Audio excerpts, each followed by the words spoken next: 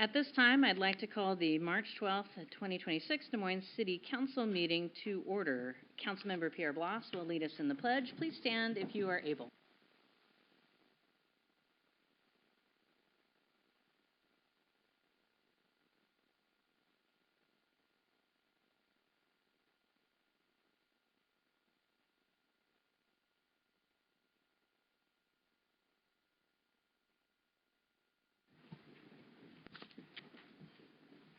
With that, let the record show that all council members are present. Are there any correspondence not previously received by the council? No, Mayor. Okay, thank you.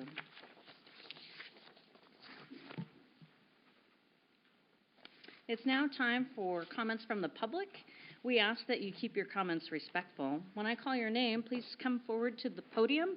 Be sure to state your name, city of residence. You'll have 3 minutes to speak, except for our first speaker, Dan Wallstrom, who's from the Des Moines Yacht Club, and he is speaking on behalf of an organization, and so we'll get 5 minutes.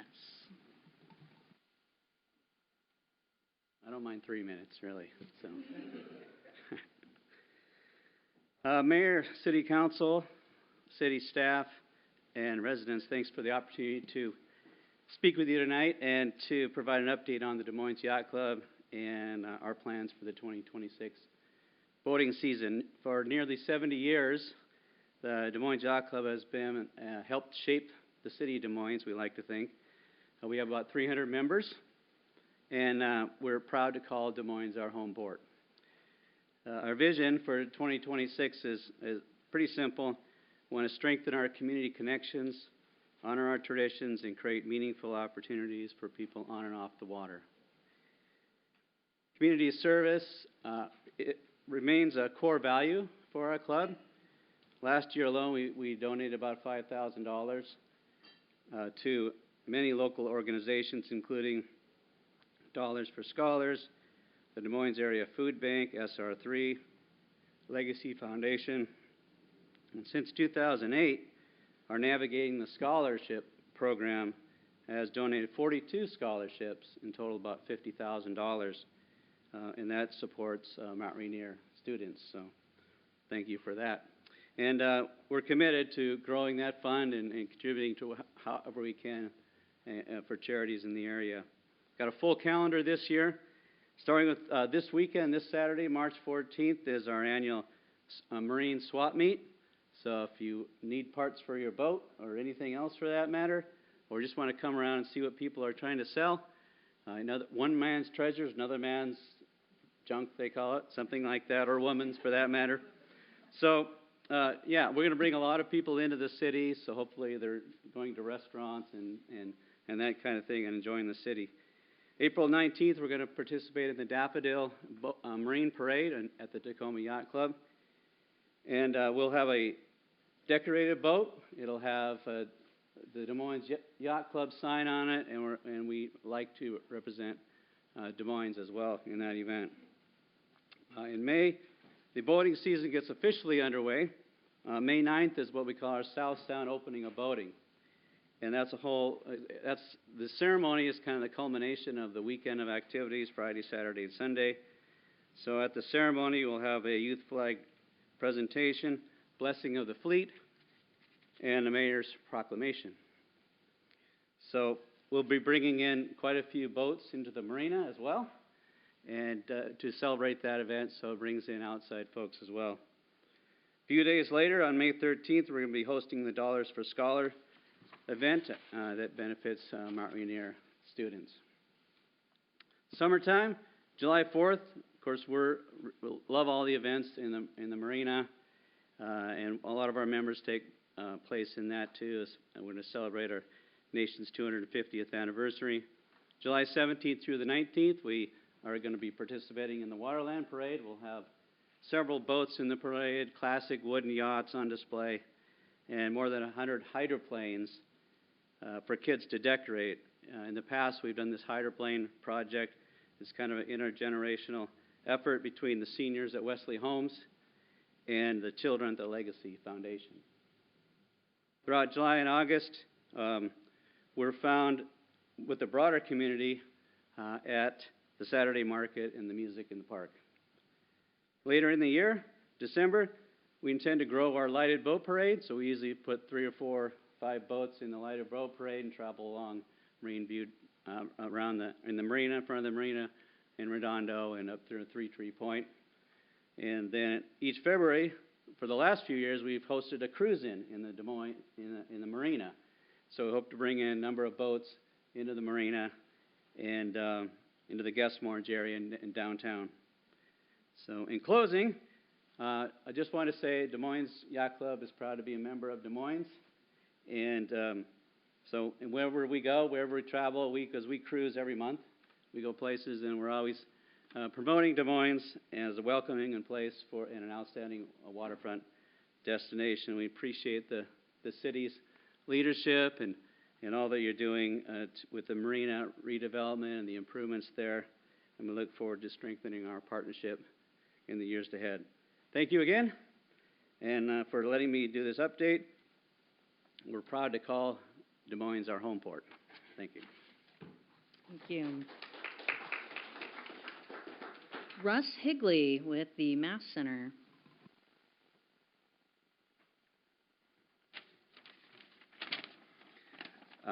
Good evening, Council, Mayor, Deputy Mayor, City staff, and residents and audience. My name is Russ Higley. I'm the director of Highland College Mass Center Aquarium. I'm also a Mount Rainier alumni graduate. And I'm also a faculty at Highline, and faculty need to have visual aids. So just as a reminder, we are the six-gill shark capital of the world. So I just want to, give a little shove there. I'm here tonight to voice our full support for the commemorative naming of Six-Gill Shark Way that's on the later agenda tonight. This is a logical and exciting step for our waterfront. As we enter our second year celebrating Des Moines as the six-gill shark capital of the world, we aren't just celebrating a slogan, we are celebrating a global biological rarity and our role in the healthy environment. Redondo is one of the few places on Earth where we can see these prehistoric deep-sea giants rise into the shallows. Last year's proclamation put us in the news. Tonight's renaming puts us on the map. This naming is the ultimate welcome mat for Shark in the Park on July 12th this year. Last year, with over 1,000 visitors, it showed us the hunger for this type of community event. By creating Six-Gill Shark Way, we are signaling to the region and the media that Des Moines is a destination for discovery. It turns a drive along our beach into an immersive experience, reminding every visitor that they are standing above a world-class marine ecosystem. At the Mass Center, we see the public's awe every day. This street name, for a relatively small cost, will anchor that pride in our city's infrastructure. It supports our local businesses by reinforcing our unique brand and inspires the next generation of ocean stewards. Let's make Six-Gill Shark Way a reality. Thank you.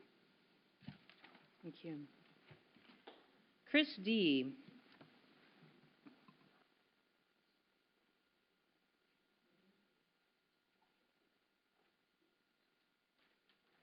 Hello, Chris Della Rosa, Des Moines resident. I'm here tonight to talk about accountability and the protection of our residents' privacy. The SB 6002 is heading to the governor's desk and won't be fully mandated until 2027. The standard it sets do not go far enough to protect our Fourth Amendment rights or our data security. This council needs to act today and follow the leads of cities like Linwood, Redmond, Olympia, and Spanaway, instead of waiting for the state's permission to protect our rights, our data, and our neighbors. These cities have already moved to suspend or terminate their surveillance programs because they recognize the risk was too high. It is time for the city to decommission our cameras, cancel our contracts with Flock Safety, and ensure our local policies actually protect the privacy and safety of our residents. It is also important to note, because it has been brought up several times, that that they claim that the shared data with federal agencies isn't happening. Here's an example that just happened in Linwood. In February 23rd, 2026, Linwood discovered that out-of-state and federal agencies, including those involved in immigration enforcement, were accessing their data thousands of times. Once Linwood realized they had no real control over who was tracking their residents, they chose to protect their community's privacy over a flawed surveillance system and terminate their contract. Let's do the same here in Des Moines and protect our neighbors and our community. Decommission the cameras now. Please put it on the vote. Thank you. Judy.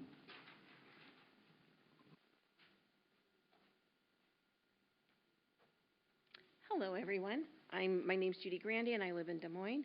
I'm here once again to talk about flock safety cameras that record every license plate using automated license plate reader ALPR technology. When you ask people about flock safety cameras, how many people even know about them? It is surprising how many people don't know about them, even though we've had them in Des Moines for about 3 years. People also think they're the same as the traffic infraction cameras. These are two different cameras in use in Des Moines. Traffic infraction cameras are different and only record when you commit an infraction, like running a red light. Flock cameras, on the other hand, are recording 24/7 every license plate and, in addition, make, model, color, dent, bumper stickers that passes by. Your movements are recorded, stored, and are able to be searched. Thanks to AI, this unimaginable amount of data can be searched rapidly. We are talking mass surveillance that could not have even been considered 10 years ago. And yet, I fear this kind of surveillance is quietly becoming normal. Now is the time to inform everyone around you and join together to say no. I would also point out that Flock Safety has ultimate control of this data. They own the cameras and the software. When you drive through downtown Des Moines on Marine View Drive South, how many Flock Safety cameras do you see? There is a Flock camera by Red Robin on the traffic light pole recording vehicles heading south, and there is a black Flock camera on a black pole in front of the old Kahana restaurant between 219th and 216th, recording every vehicle going north. Every time you drive through town, your movement is recorded. I would challenge you to try to drive through Des Moines without passing by a Flock camera. How much longer does it take you to get through town? You can check out dflock.me for locations of more cameras. Please note that dflock.me does not include every Flock camera. There have been 2 people who have spoken during public comments in the last month or so in favor of Flock cameras. After meeting with the police chief, they have relayed how comfortable they feel about Flock cameras.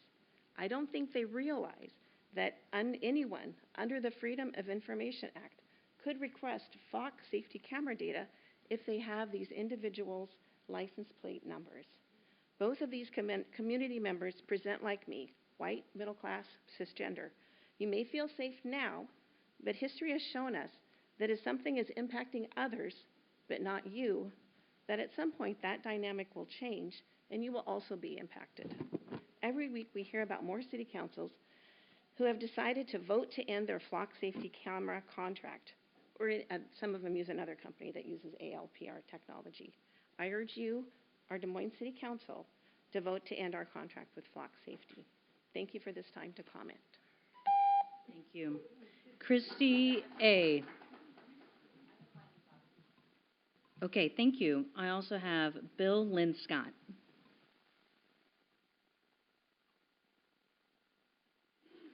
I'm Bill Linscott, and I'm from Des Moines. Good evening, Mayor, Deputy Mayor, Council, staff, and everybody else gathered here tonight. I wanted to make a comment on the recent grant we got on the beach park and the estuary there. I'm excited about that. It's the 3rd grant we've had, and I've been waiting for it to mention, you know, not only the fish, but the people that will be in the park. And this one actually does some of that, and that's good news. So looking through it, it looks like it takes it from an existing about 30% to a 60% design solution at the end of this thing. And what I was really happy with is they had this task in there about community engagement and putting together stuff to visit the community with. But I was surprised that it's at the end of the study. The delivery of the plan is at the end of the study, and I would encourage you to maybe look at a earlier input from the public on that, because I can't see how you can get a layout right without hearing from the public about what they might visualize having down there.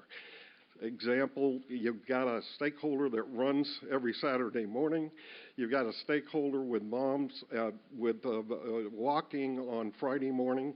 You may have some people that want to exercise, like up at the other park we've got. And I think we need a performance stage so that when we have the music in the park, that's laid out in the overall plan. And I worry about them getting too far along where all of a sudden they're defending their position instead of listening for an input. So please give that some thought, and thank you very much. Thank you. We are currently running under the Committee of the Whole meeting. That means that we don't have council committees that are running, but we have council members who serve regionally on other committees. Do any council members have items of interest for the public or the council? Okay. Let's pass that on to the city manager's report. Mayor and council, we have a couple of items tonight. The first one, Mark Everton from Explore Seattle Southside's here, if he wants to come on up. He's going to do the kind of first part of the presentation, and then I have a follow-up, and we'll open it up for any discussion. But I asked Mark to come and talk in general, what are some of the activities Explore Seattle Southside is doing for our area, and then he's also going to talk a little bit about FIFA, and I'll follow up with a specific proposal for Des Moines. Mark? Wonderful. Thank you so much, City Manager. And thank you, Mayor Matsui, for inviting me, Deputy Mayor, council members, and members of the public. As I was introduced, I'm Mark Everton. I'm the CEO of Explore Seattle Southside. We're the Seattle Southside Regional Tourism Authority. So we're a governmental entity that does the official marketing for tourism for the three cities of Des Moines, SeaTac, and Tukwila. And our office is actually in SeaTac. We're funded through TPA, which is a Tourism Promotion Area Assessment that the state government, the RCW, established. So every guest or every hotel room that's sold in any of the larger hotels in our three cities pays an additional $2. That money is then paid to the state and then returned back to us, and that's the basis for our funding.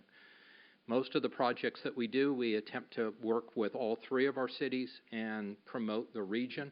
There are times, though, that there are certain events or certain opportunities that are specific to a city, but we try to share the wealth as much as we can. We're very much believers. This is an analogy that probably fits with the yacht club. It's a rising tide philosophy. The more we can raise occupancy in the region, the more all of our individual hotels, restaurants, coffee shops are going to benefit from that. So I think that's a good segue, if I could, to talk a little bit about FIFA. My presentation says 90 days out. We're actually 89 days, so the clock is definitely ticking at this point for when FIFA will kick off. So the term FIFA and the term World Cup are synonymous with one another. So I grew up knowing it as World Cup, and then the last couple of World Cup tournaments, they've started to use the term FIFA more frequently.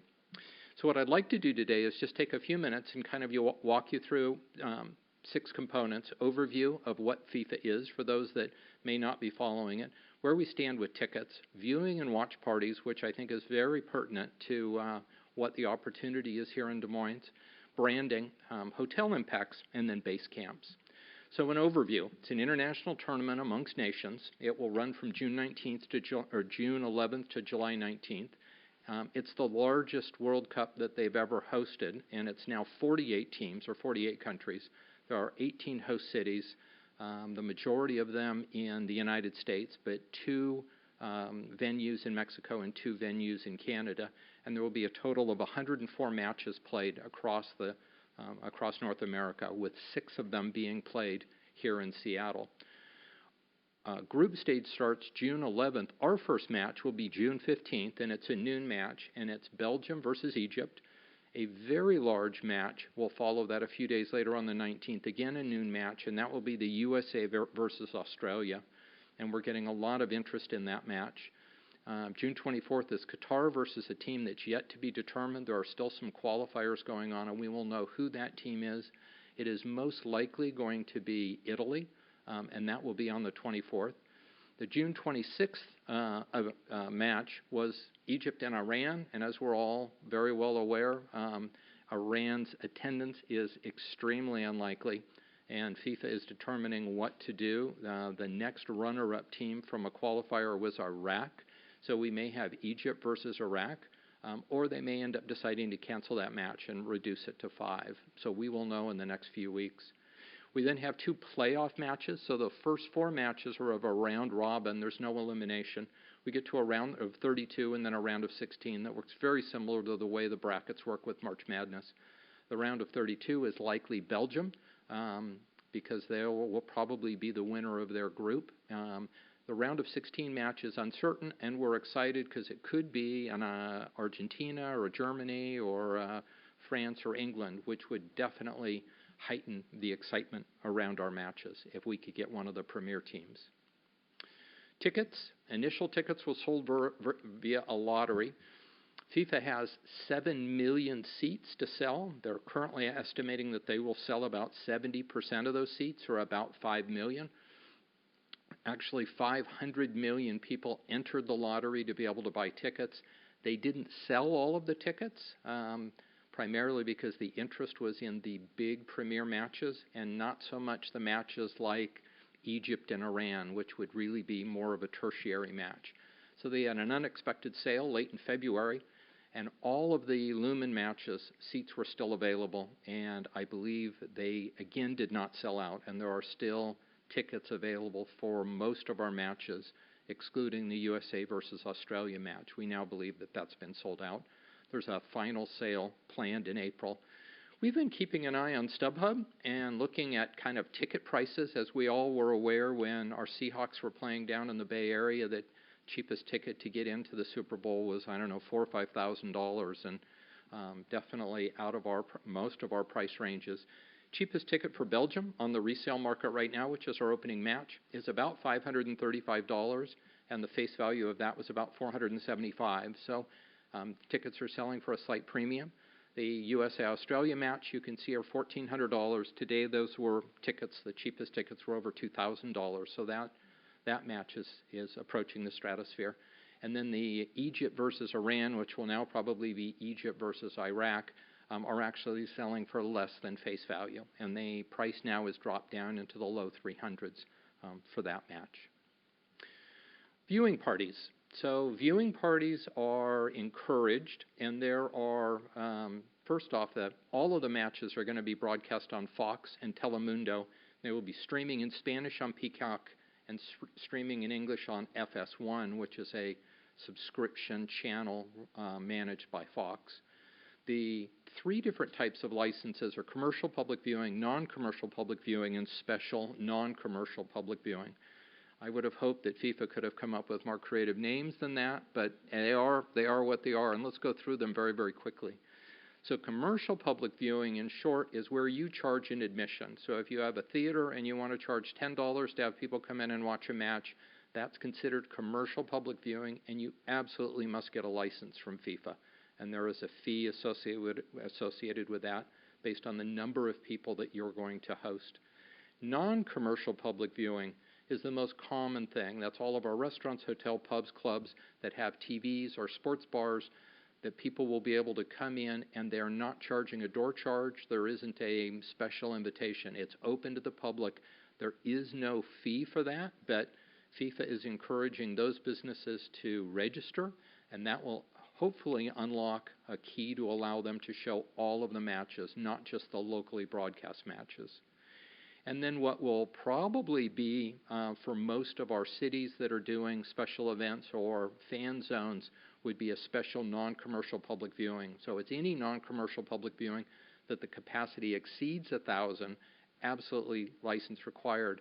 But for most of our cities, they're anticipating 200, 300, 400 people at a time, and that will just be a registration without any additional fees associated with that. Watch parties. So initially, downtown Seattle was going to have a very large fan festival that had been planned for the Seattle Center, and they were predicting about 50,000 people a day. One of the concerns we had and our local cities had is that would be a magnet to draw people to want to go to Seattle Center. That event has subsequently been canceled, and it's been canceled because the local organizing committee could not generate enough sponsorship dollars to support what they were anticipating to be a multi-million-dollar event. So that event has technically been canceled. You have probably heard on the news that New York, New Jersey has also canceled their very similar event for the very same reason. They could not generate enough sponsorship dollars.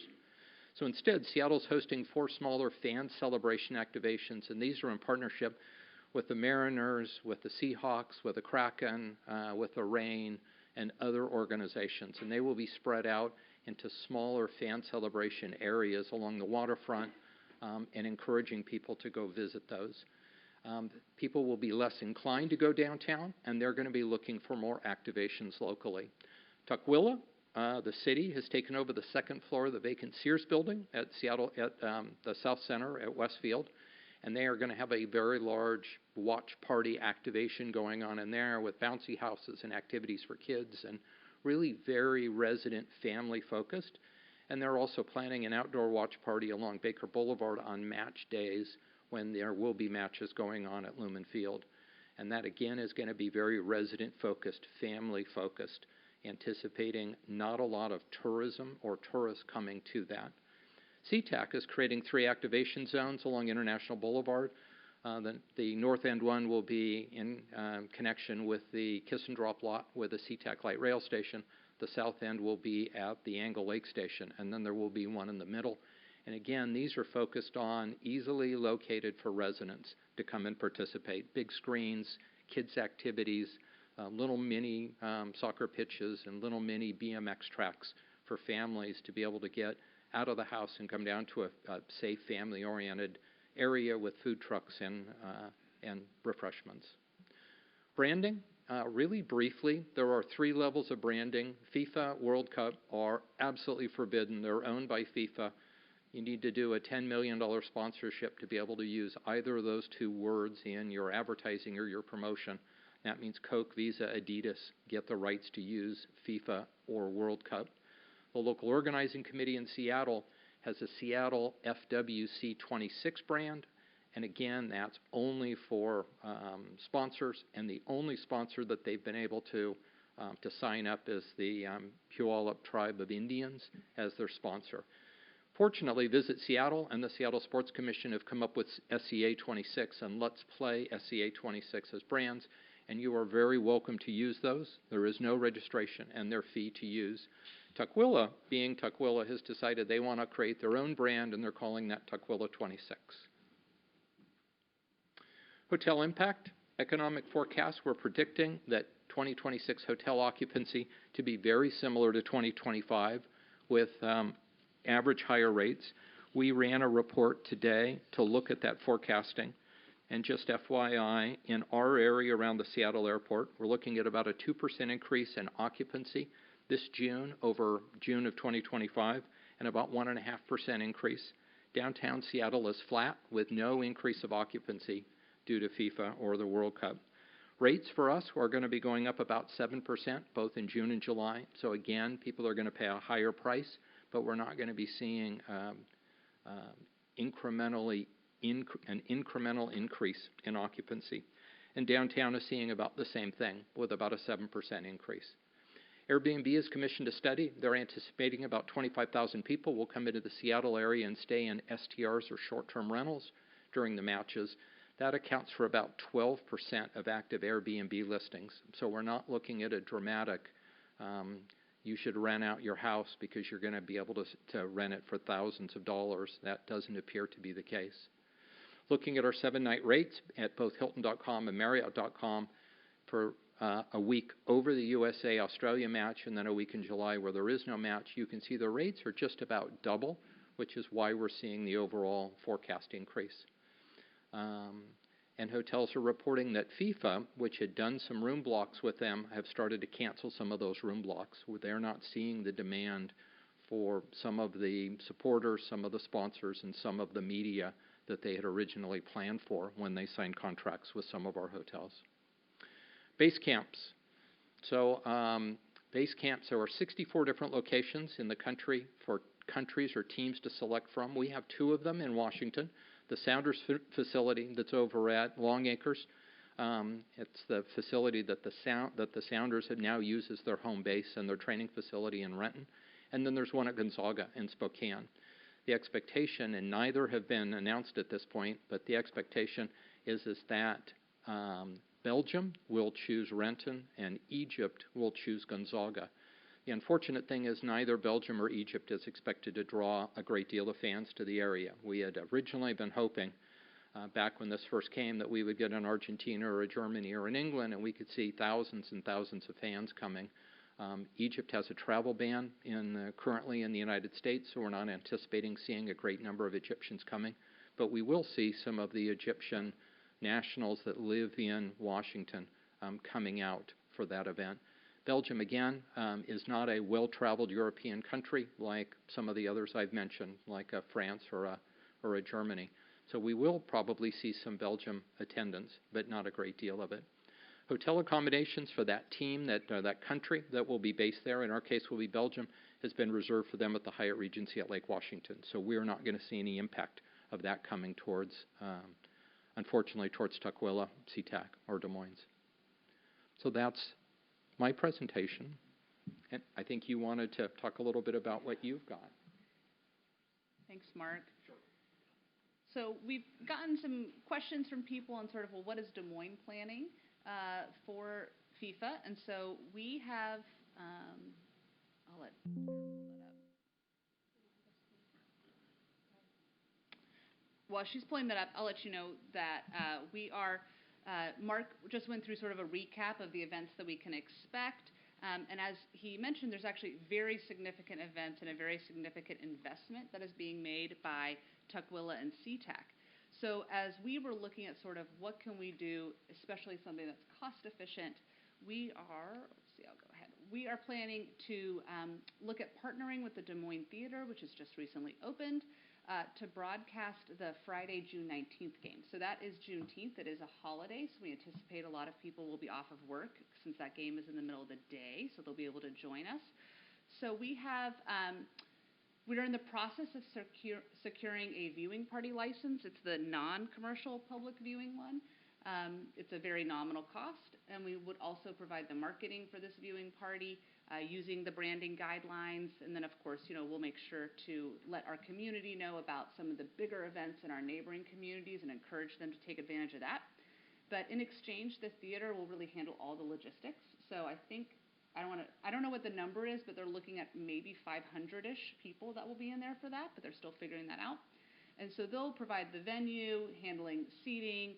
It will be free and all ages, but they'll kind of handle those elements. There will be food and drink for sale at the venue. Additionally, this is still sort of in the works, but there may be a free day of soccer that will be presented by Community Enrichment Services that day as well for families and for kids that want to do a soccer clinic. So we'll potentially do that same day. So that is what we are planning. And so I think what we're looking for tonight is to answer any questions you may have and see if the council's comfortable with the city kind of exploring that partnership with the Des Moines Theater. Councilmember Simons. I think it sounds like a great idea. I think there's a huge curiosity in the community for the theater, which will help draw people in, even if they're not soccer fans. And hopefully they'll watch the game. It'll be a good game, and they'll leave soccer fans. So that would be great. I think it's an excellent partnership. And if the cost is nominal to the city, I'm very much in favor of it. Councilmember Nutting. Yeah, I don't have much more to add to that, other than I think it's a great idea that the theater's taken this on and that it's free for the community and a small cost to the city for a great event to draw people in, or even just our community. I mean, I think it's a great idea. So, yeah, I'm all for it. Councilmember Harris. Thank you. Mark, this is probably at the King County Emergency, that we've been admonished a bunch of times to not refer to it as Lumen Field. Are there any that they've changed all of the branding for the venues? Are there any limits on how we market it? Like where the field is and that kind of thing? There isn't. As a part of their sponsorship program from Visa and Adidas and Emirates Airlines, all of the stadiums throughout the country have to remove all of the branding, and they're all named after their geographic location. So Levi Stadium in San Francisco is going to be called San Francisco Stadium. Lumen is now going to be renamed for the 6 weeks or so and a cost of several $1 million. All of the advertisements, all of the signage have to be removed out of the stadium. There is no prohibition for us calling it. Some of us even still call it CenturyLink because we kind of, forget what the new name for it is. So no, there is no qualms at all for us internally. They just, to meet the obligations of their sponsorships, they had to pull that out, and it's a shame because a couple $1 million could do a lot for a community rather than taking neon signs down and putting neon signs back up. But And it's confusing it's just surprising. It's just like nobody wants to, you can't help yourself. So thank you for that. right, I mean, a lot of people that know it as CenturyLink or know it as Lumen are saying, well, they're playing at Seattle Stadium. Is that the old Memorial downtown? I'm confused where that is, right? Okay, well, and also I would encourage folks to check out much of the activation zones that are happening in SeaTac. SeaTac is heavily investing in those areas, and I think it'll be a really good time, like you said, and I think they'll be hosting multiple games in those locations as well. They will, and it's great that they're thinking towards their residents and really doing something that is really resident-based, and I think that's kind of what your priority is also, and I think that's wonderful. I think that's something that our residents will remember for quite some time. Great. Yeah, thank you very much. Our next item is a presentation from a representative from South King Housing and Homelessness Partners. And then also, so you know, this is a kind of preamble to an item that's on the consent agenda, item 2. So when Dorsal is done with the presentation, if you have questions about that consent item, we would ask for any of those now while he's here to answer them. Thanks. Wonderful. Well, good evening, Mayor, Deputy Mayor, Council, staff, wonderful people of Des Moines. My name is Dorsal Plants, and I'm the Program Coordinator for the South King Housing and Homeless Partners, or SKIP for short. And I am super excited this evening to present the SKIP Executive Board's 2025 SKIP Housing Capital Fund recommendation for this year. You may recall that this is an annual process, and so we come out every year after our Housing Capital Fund and present to each of our member cities. So for those of you who are new to our work, SKIP is your sub-regional affordable housing consortium made up of 11 South King County cities, including yours, and King County. We are a unified, coordinated, and collaborative coalition funding the construction and preservation of affordable housing right here in South King County. This is a meaningful opportunity to pull funds together with neighboring cities to collectively make an impact on the subregion's affordable housing shortage. And to date, we have pulled over $15 million to house our low-income neighbors or to rehabilitate deteriorating multifamily buildings. SKIP pulls substitute House Bill 1406, House Bill 1590, and some general funds listed from the 11 cities listed on the slide here. In 2019, substitute House Bill 1406 became law, allowing cities and counties to recapture a portion of Washington State sales tax when used to support affordable housing initiatives. And then in 2020, House Bill 1590 became law, allowing jurisdictions to impose a 0.1% local sales and use tax to support affordable housing, behavioral health facilities, and related supportive services. Cities did have a limited window to act to retain House Bill 1590 funds before the county began collecting them, and only 4 South King County cities elected to collect House Bill 1590 funds. Des Moines was not one of them. We pull both of these funding sources each year through the execution of an interlocal agreement, plus any general funds that cities like to contribute.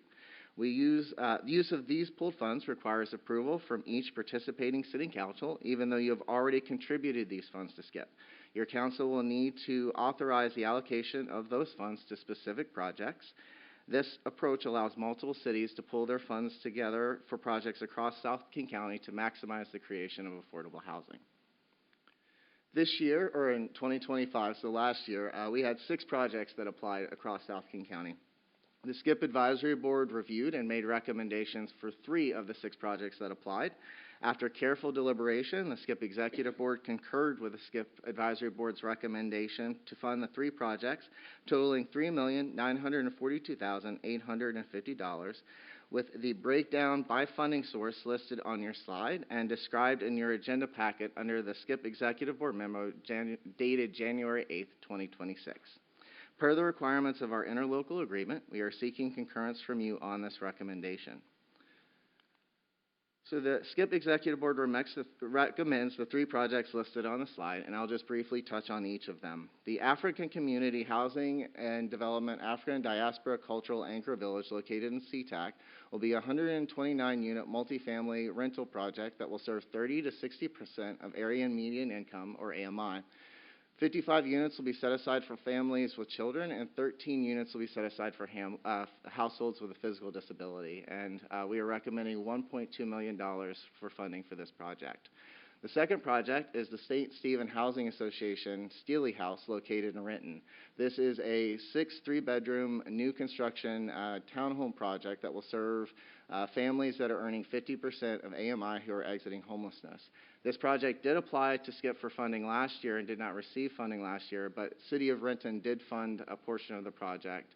And this year we are recommending $1,820,850. And then our third project is the Mental Health Housing Foundation Steel Lake located in Federal Way. It is a 20-unit multifamily rental development that will serve individuals with severe and persistent mental illness earning between 30 and 50% AMI. This project will be built in 2 phases. The funding is being recommended for phase 1, and that is $922,000. This slide shows the amount sourced from House Bill 1590 contributed by a jurisdiction this funding round to the SKIP Housing Capital Fund.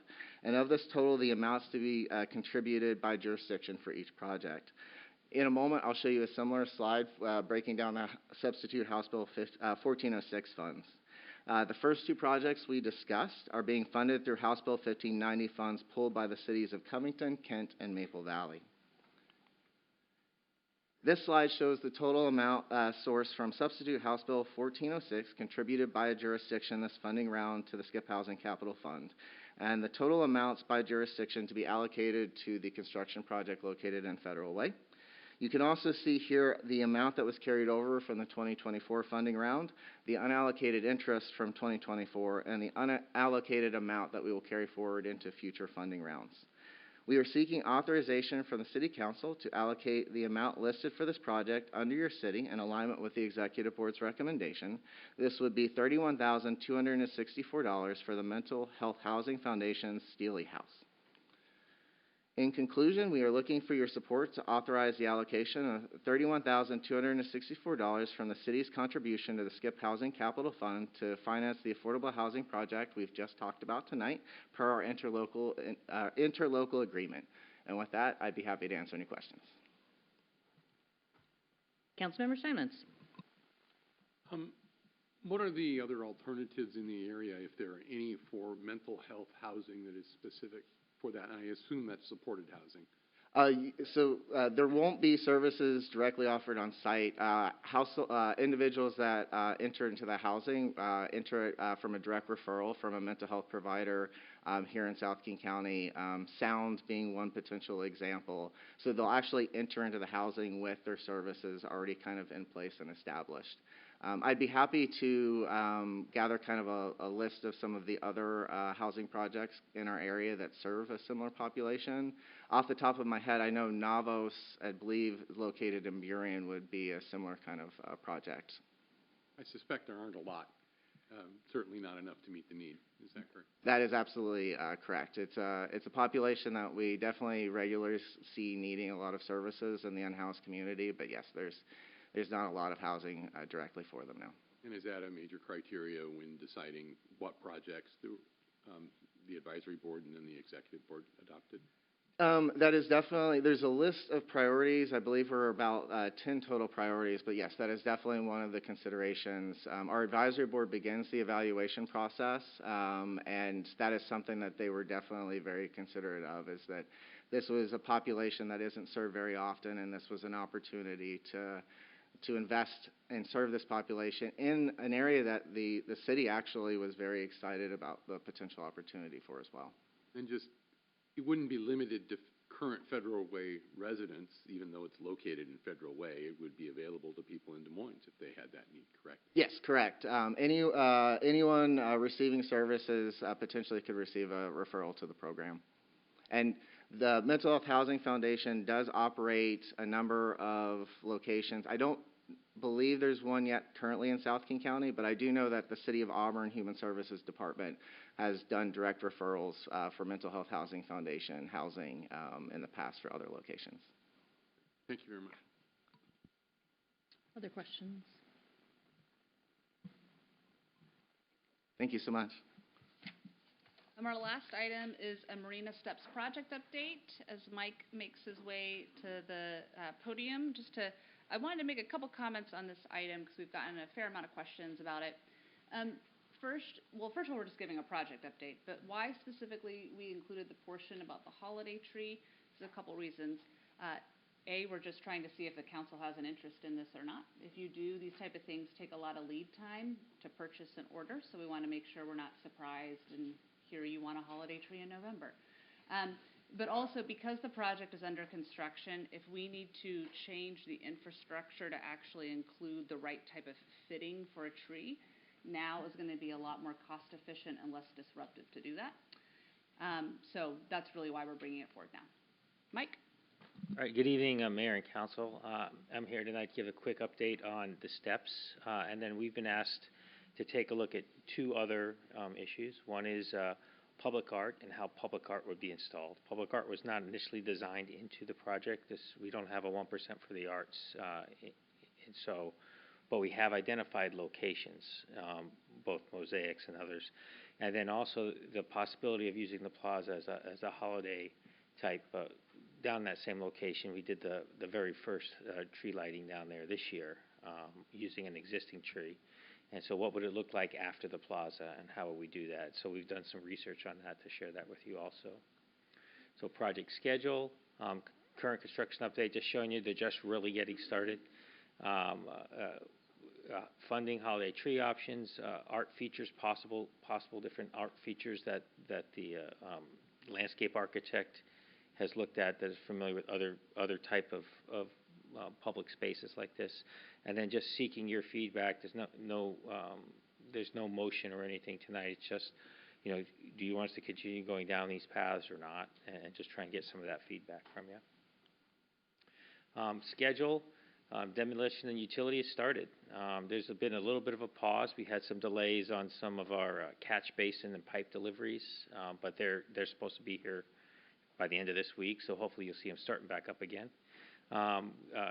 April through June, they're going to start filling the construction wall. That's the meat of the project. You're going to see the dirt coming in, getting compacted, and building the gabion wall that's to the south. And then concrete. Then after that, the concrete work starts, and so that's when you'll be seeing the walks going, the stairs go in, and those types of things. And that's July, September. And then October to December, water feature play area, and then finishing of the plantings and all of those different things are going on. So. This is what the site looked like prior to construction. I just took this picture just a couple of days before it opened up, before they got there, started putting fencing in. And then this is what it looks like right now. The construction area is fenced off. We have had some feedback about people still getting used to the traffic patterns and not used to the changes. We've put some signs out there, and we have ordered some additional custom signage to try to alert people as they come off Marine View Drive and other locations. So that is a little bit of a work in progress, but the site is secure, and they have started stripping the site. Now, I don't know if this will work or not, but this is supposed to be a time lapse. Let's see. I'm not sure it's going to work. I think I'm just going to go by it. Oh, that went quick. Hold on. Here it goes. You can try it again. I'm not sure if it's going to go. There it goes. Here it goes. And so we'll have this type of a time lapse for the whole project as we go through.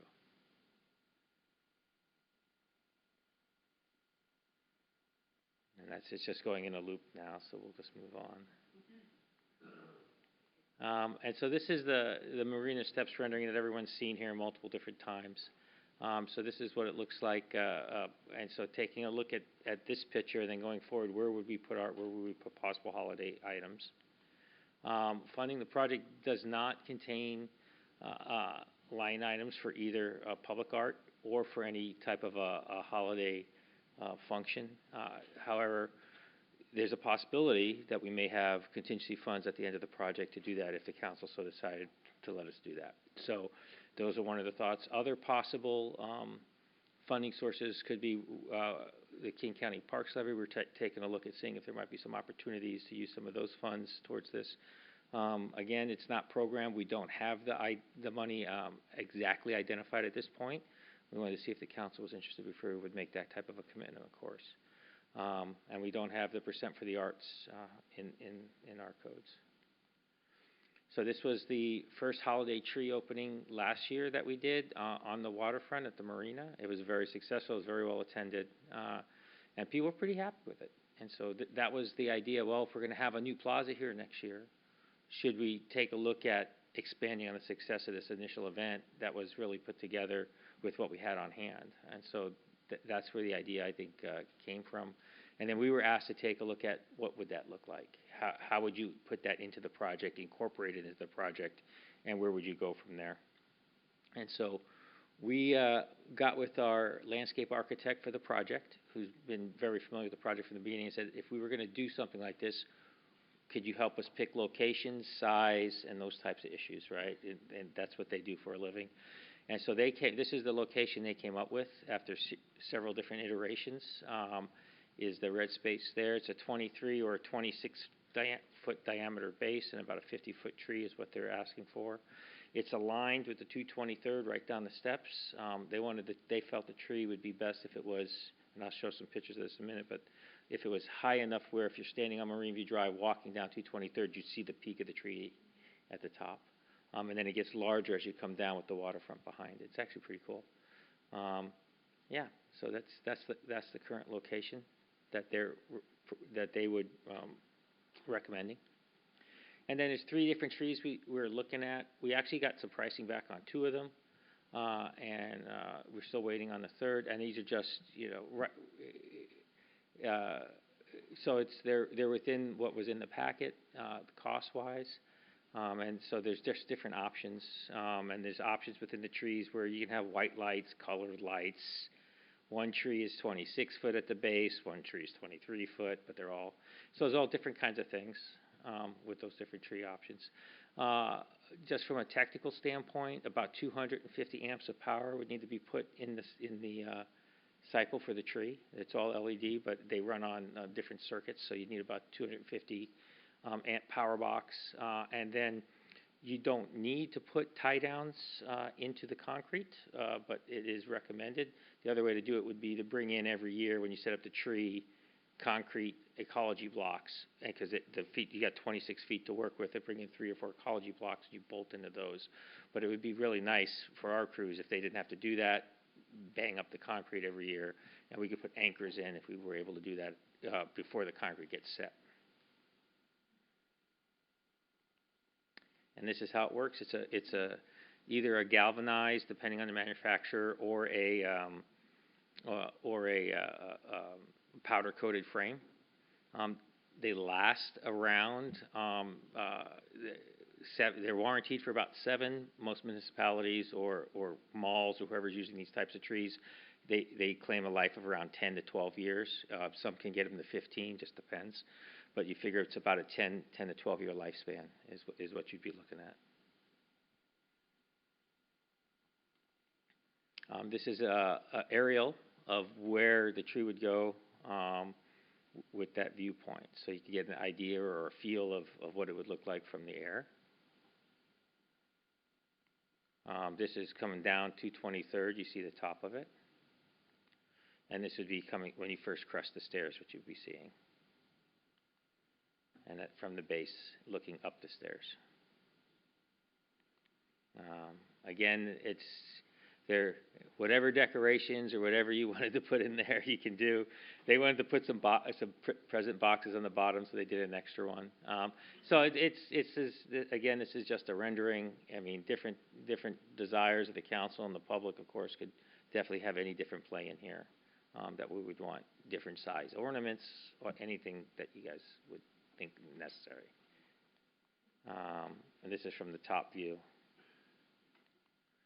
Costs, at the point that we made these slides up, we were told the budget-wise it'd be about $150K for the tree with a 10 to 15-year lifespan, so about roughly $10K, $12K a year, if you go by lifespan. We've since gotten two numbers back. One came back at 152 and one came back at 107. So there's two different numbers, and they're two different manufacturers, very similar trees. Apparently they discount early before they order them and get them in. So if you in the zone and you put a deposit down now, some of the discounts, one company was discounting at 20%, one company is discounting at 35%. Live trees can cost anywhere from 30 to 50K annually. You have to go find a tree, bring them in and out. That was one of the questions that was asked, is why not use a live tree? And so it's just a lot of labor, a lot of trucking every time, a lot of those types of things. Looking at the different ways to do a tree, I've done real trees in my previous employment, and the artificial tree I have not done, but looking at what other cities have done, it's a very effective way, a longer-term, cost-effective way to do things. And we would need to, if the council is interested in this, we would have to do, and if the community is interested in this, we'd have to start looking at procurement in, sometime May, June-ish to have everything here. Public art, switching gears here. There's a strong tradition of public art in Des Moines. My favorite one is, of course, the alien spot, right? So,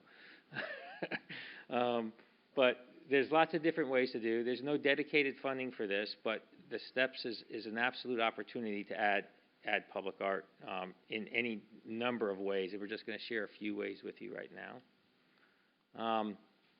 The red lines you see there are portions of the wall that go down, and they would give a really a good opportunity to do some type of mosaic work. If you got a vertical surface, you could do some, not all of it or some of it or however you want to do it, but those are areas of opportunity, not saying that we want art for the entire area, but an artist that would be commissioned or would be able to come through and say, hey, I want to put this piece in this location here. What are the themes? So these are the areas we would direct them to if we had a mosaic artist that wanted to work with a vertical piece. Here's examples of those types of art forms. On the right upper one, you see more of just a statue type, and you have a concrete base. Concrete bases could go in multiple different locations, just like in front of City Hall here. So it's pretty much open. There's a lot of, so long as we don't block and create safety hazards with visual views and things like that. But generally speaking, there's lots of different opportunities if we want to put some type of sculpture or those types of things involved in there. We would do, if we wanted to do an art process, we would do a call for artists. City would release a request for the artists. We review that selection and some of their ideas, and take a look and see what the city would want to do. And then we do the design and the installation of it with the artist, working in tandem, either during the construction if they could be ready, or after we identify the sites. In summary, recommendations are, if we do the Christmas tree, that the locations where we showed it to you, there's 3 different trees. We could provide more information or more questions. The decision would be, if we go forward, price, durability, realistic look. I think we've done a lot of that. Choices on lighting could affect the cost a little bit one way or the other, whether it's white or color.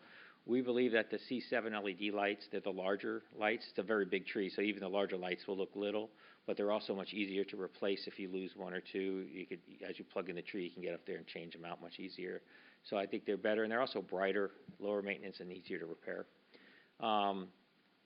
We kind of need to know if you want us to go down this path, pretty quickly because of the timelines and the pricings I shared with you.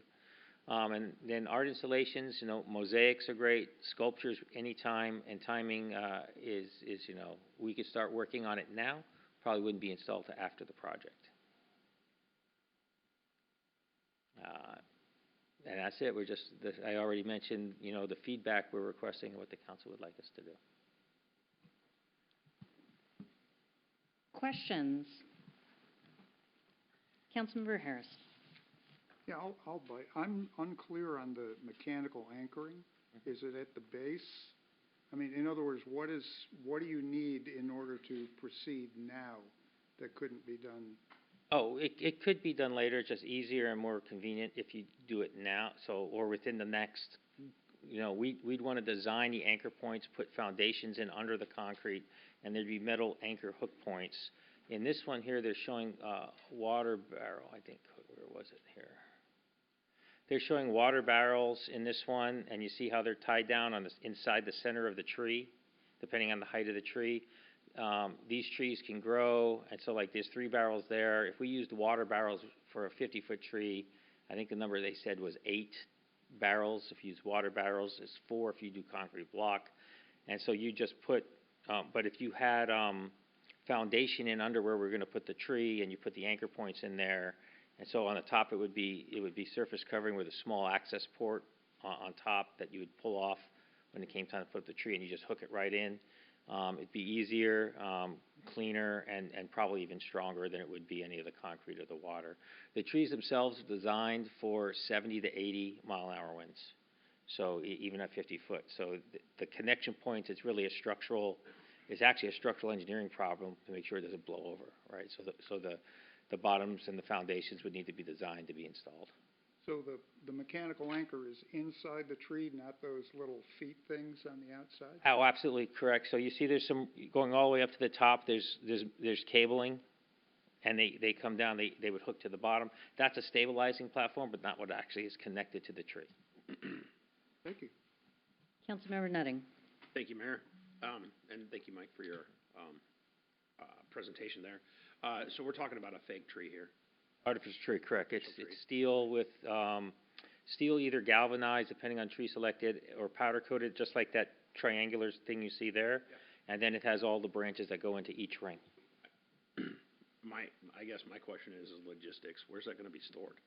They're actually, these are questions we've asked. They'd probably be stored up at the shop, and they are designed to be nested. A lot of the malls and areas like that also have trees like this, and so they're designed to actually fit in a pretty small area. So we'd find space down at the Public Works shop for storage. Kind of like a Russian nest.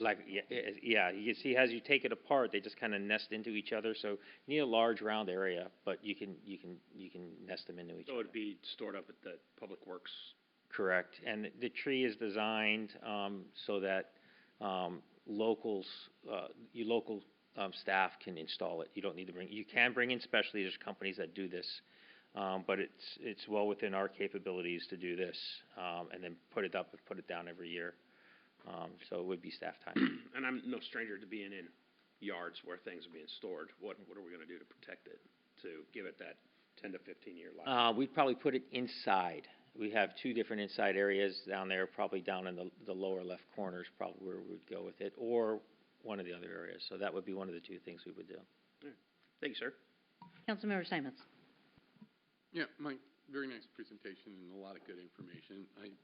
As I'm kind of understanding it, and correct me if I'm wrong, the really immediate question is, do we want to install the anchors and the bases that are part of our concrete pour that we're going to be doing? And we could decide to wait a year to purchase the tree, and that would be fine. So that's really the immediate question to everybody, correct? That is correct. If the council wanted to do a tree this December and get the bargain pricing, the pre-order pricing is what they're calling it, because it comes in. If you wait till June, July timeframe and get delivered in November, they don't do the early order discounts. It's like any other business. So the answer is there's 2 drivers. One would be early getting permission to order, probably before like the second week in April. They wanted March 31st, but that's not going to happen. but they're negotiable, right? So, that's one thing. If you want to do it this year, that's a decision point. If you want to do it sometime in the future and say, put in the foundations, that's an important point. Either way. And how about on the art projects, it's the same timeline, putting in the anchor points. So the art projects is really dependent, sir, on the artist, right? So we don't want to make any, until we know what the art is, we go out and the artist chooses. We don't want to make any assumption about what type of connection or anything. Those are all areas, we want to pick areas and things that they can add afterwards, because we don't know what the artist's preference is. And having worked with artists before on civil construction projects, I want to wait till they tell me what they want, because it changes. So it's better to say, tell me what you want, rather than saying, I'm going to put an 8-foot pole in here, you figure out the art. Exactly. The art, if you're going to have public art, the art drives, not the infrastructure. And so we need to let the artist choose that, tell us what they need, and then we need the back plan how to add it after they've come up with what their piece looks like. And the mosaic concepts, are they a similar thing, or can you attach a mosaic to a wall that's already been poured? Yeah, if it's vertical concrete walls, so there's different kinds of features that there's different ways you can do that. I don't know what the artist would want to do, but generally speaking, yeah, that's on a vertical wall with mosaic, it's a pretty simple connection point. You might have to add or rough some stuff up in order to get the base on, but it's very doable. Okay. Yeah. Anyone else have a question before we go back through the lists? Let's go to Councilmember, or Deputy Mayor Oxiger. Yes, thank you, Mike, for the presentation. Do we have any idea what the cost of just putting in the supports at this point is, as opposed to doing the whole tree? We have not designed them, but I'm going to guess basic footings for this type of loading. I'm going to guess it's probably somewhere between $10,000 and $15,000 for a change order to the contractor. Okay, and this is all contingent upon there being contingency money left over. I'm a little bit nervous about spending contingency money before we end the project, so. Yeah, that's why, Deputy Mayor, when the email I had sent out said, we really just want to know if you're interested in this, because then we'll work on it and get refined costs. If you say, we're not interested, great, we'll move on. So if we were to vet this further, you would be further along in the project. But yes, we're very cognizant of the contingency and the intended purpose of it. Thank you.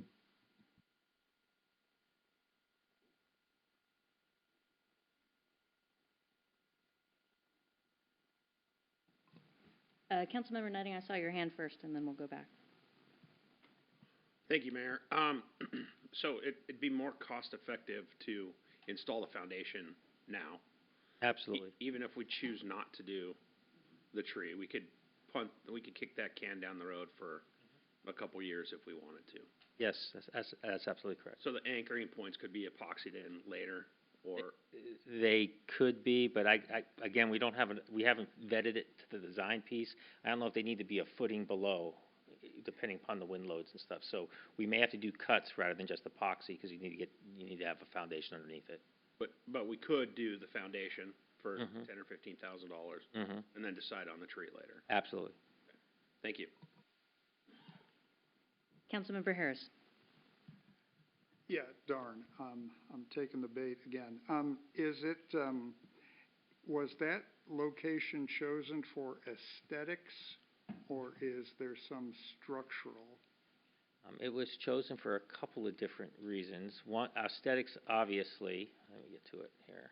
Okay, well, my corollary is, are there other places that will mechanically support the tree if, you know how you buy a couch and your wife says, put it over there. So, I mean, does it have to go there because there are pipes and conduits? So yes, aesthetics was the first driver, right? And the idea that it was lined up with 223rd was really critical. We looked at different other pipes and different things that would be there. And then the other critical piece is that you need A fire, you'll see there's some bollards there that connect the two parking lots across, so you have to be able to have a fire access. So the placement of the tree, that pushed the tree back a little bit further. So there were a lot of dynamics that the landscape architect looked at, and which led them to this location. So you're more limited than you might think, and this is almost where if you want a tree this size, it almost has to go here. You know, they looked at 2 or 3 other different places, and they just couldn't get it to work out right. All right, folks, we are at the time limit set for this item, but I want to get a sense of what you would like to do. Would you like a vote on the footings and the foundation and look at the tree in the future, or do you want staff to go ahead and pursue whether or not they should look into investing in a tree purchase? And it sounds like, I don't know if you need specific direction on the art installation. That's something that can come later as well. I think we just want to ensure you're comfortable with us putting that as an item for later. Do we want to do a vote? I move that we install the footing for a tree and look at procuring a tree possibly down the future if there's money left over in the contingency. Go ahead.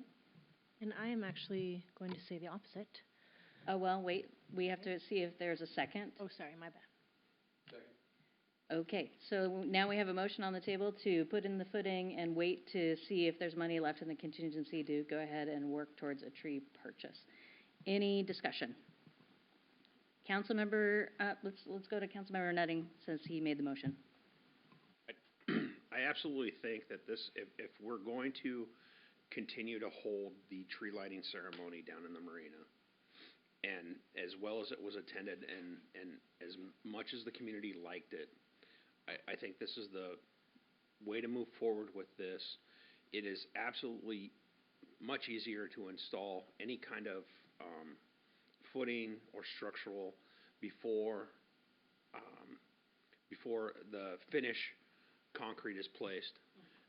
It'll look better aesthetically. It just never looks the same if you just go down and start tearing new stuff up down the road if we have contingency left over. So I think it's prudent that we look forward and do this minimal cost to install the footing for this prior to finish placement of the concrete. So. Councilmember Harris, I think I saw your hand. I will vote no on whatever. We just finished our 2-day strategic plan, and the council talked about fiscal sustainability, and I was struck in watching Olympia this year. I like the fact that they condense all the budgeting into just a short period. What we do is we spend stuff throughout the year, and this is going to be 12, let's say, $1,000 a year, plus the setup and takedown, I'm saying 5, plus the other things. So if, we do these ad hoc things, and then we get to the budget end of the deal in September, October, and there's nothing left to plan. And this will end up being $25,000, $30,000 a year, and we couldn't do flowers last year. I'm just saying we should build the steps and, take the win and then make progress each year. But what we're doing now is we're just sort of and it's contingency money. I've just been at the marina long enough where I'm like, maybe we'll hit something. We did the strategic plan in order to. We said that fiscal sustainability is our top priority, or I thought that was the consensus, and the way to do that is to only spend money a few times a year, collect all the needs, wants, and desires, but the reason we have never gotten on top of it is because we do our spending in an ad hoc thing, and because they're all really fun things to do, nobody ever says no.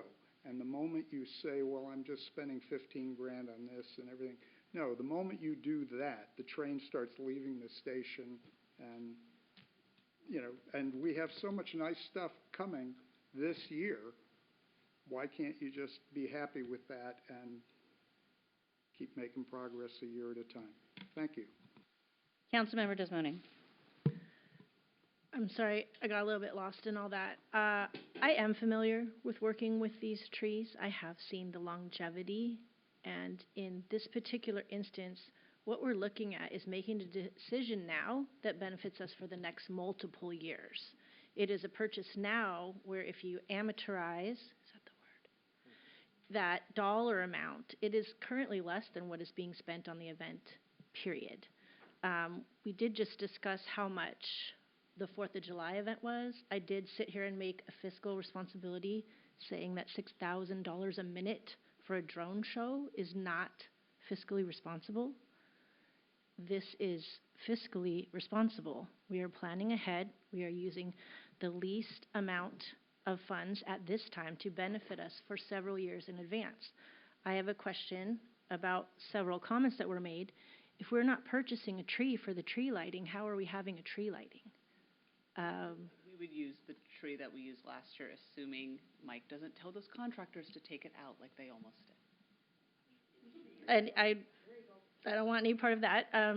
But we did discuss in the numbers, Mike put many tangible numbers up there that we can quantify, showing that it is more expensive over the years to use a live tree than this fake tree. And so I do see this as good math, and I do see this as something that should be approached now instead of later, and having windows of opportunity closed and having not spread this cost out over periods of time where we may not have the opportunity. The community has spoken. They want to have more events, and the tree lighting was successful, and they have spoken they'd like that to happen again. So I will be for this, but I'm confused on the vote because it was for the connection points. We didn't talk about purchasing the tree. So I'm confused on. Right. We could, couple things could happen. One, Councilmember Nutting could change, withdraw his motion, or we can take the vote, see if it's yay or nay, and if it's nay, we can, someone else can make another motion.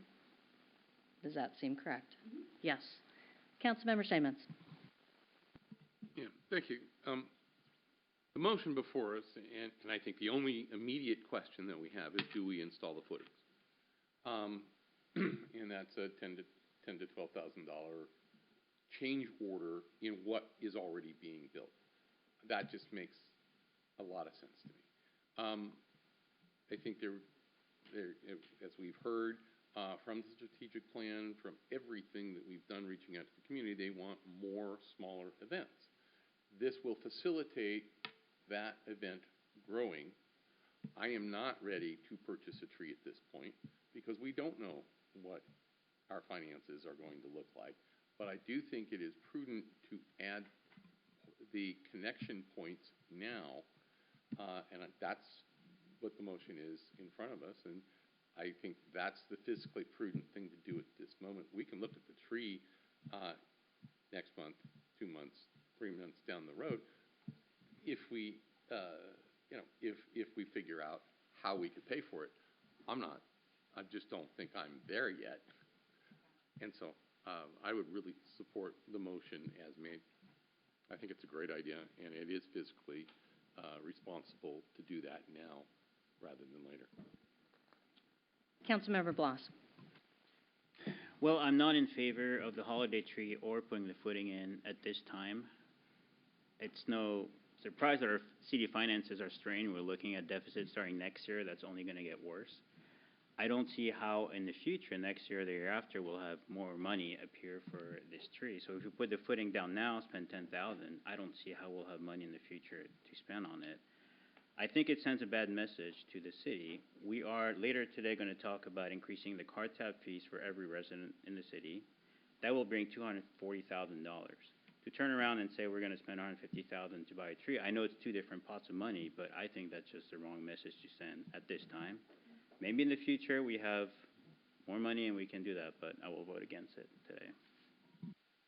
I wanted a quick reminder here for staff about how much is in the contingency fund. It is 1.375 million is in contingency for this project, like only this project. So we're talking about spending 10,000 of the 1.375. 375. Councilmember Harris, your second. So you're considering removing the existing tree at the harbor master's office, or did I mishear anything? Let's not get into that level of detail for this discussion, but yes, I think they are still figuring out the footprint and. Well, the reason I ask is that I did not attend the last tree lighting, but I was told that a lot of people really liked it just at the bargain price of $0. So I'm just, thank you. That's correct. It was not $0. There was. But it would be. Excuse me, Councilmember Harris. Of that. Councilmember Harris. Thank you. All right. Any more discussion before we head to that vote? Deputy Mayor Oxier, thank you. Actually, it's a question. What is the proximity of the where you're planning on putting in the base to the water feature? Deputy Mayor, it's dual purpose. Part of the tree is actually in the water feature because the water feature is closed during that time frame. And so when the water feature is turned off, it's basically additional plaza. Okay, so one of the things that I think is concerning here is that, one, you've got power in proximity to a water feature, and then also you've got piping to deal with. So as to whether or not it's prudent to configure this all at once rather than try and come back and do it, again. I think that's a consideration. So, okay, thank you. Okay, let's go ahead and I'll restate the motion right now. I'll make sure I'm hearing and phrasing it correctly. We have a motion on the table to direct staff to go ahead and put in the foundation and footing needed only, knowing that we can have a future conversation about a tree purchased when we know more about the contingency fund and the health. Is that correct? Correct, Mayor. All right. So let's say if you are in favor, please raise your right hand and say aye. Aye. Aye. If you are opposed, please raise your right hand. That's Councilmember Harris and Councilmember Bloss. Any abstentions?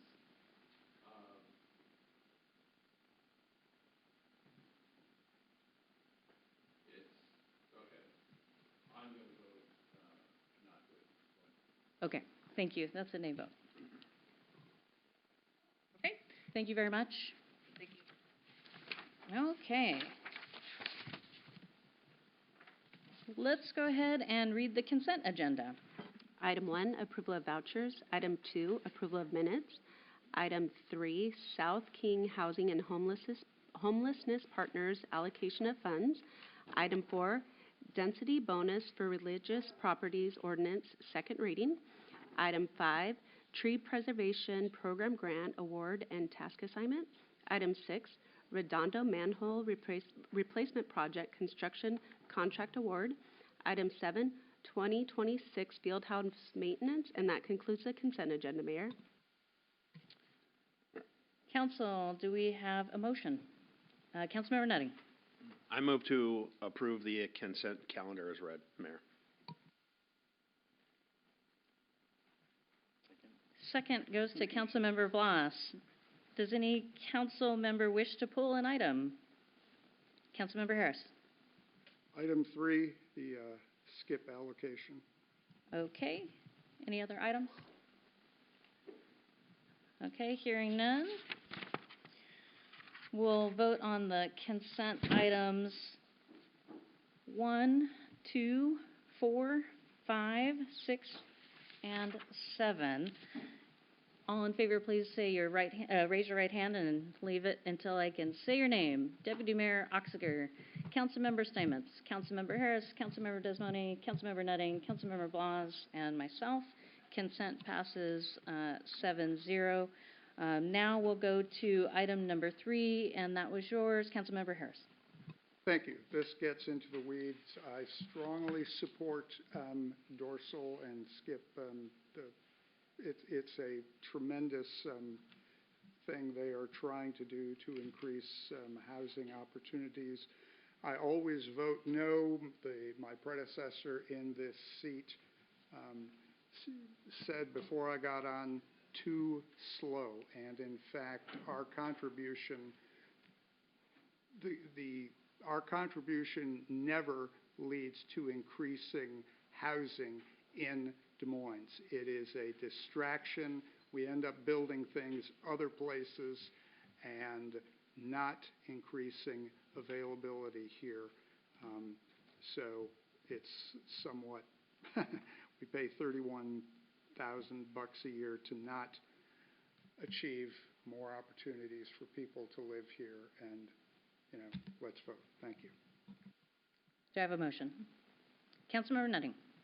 I move to enact draft ordinance, draft resolution number 26-016, and authorize the allocation of $31,264 from the City of Des Moines contribution to the SKIP Housing Capital Fund and finance affordable housing in South King County communities in concurrence with SKIP Executive Board's recommendations.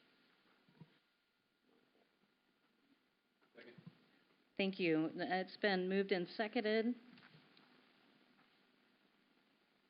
Do we do discussion? All right. We'll go ahead and have the vote. All in favor, please raise your right hand. Say aye. Thank you. Deputy Mayor Oxiger. Thank you. Councilmember Steinmetz. Councilmember Desmonte. Councilmember Nutting. Councilmember Blas, and myself all opposed. Councilmember Harris, motion passes 6-1. Thank you very much. Let's go to our unfinished business. First up is going to be our Planning Commission appointments, and we're being led a staff presentation with Rebecca Deming, our Community Development Director. Thank you, Mayor, Council. The Council approved an ordinance in December which updated the municipal code for the establishment of a Planning Commission.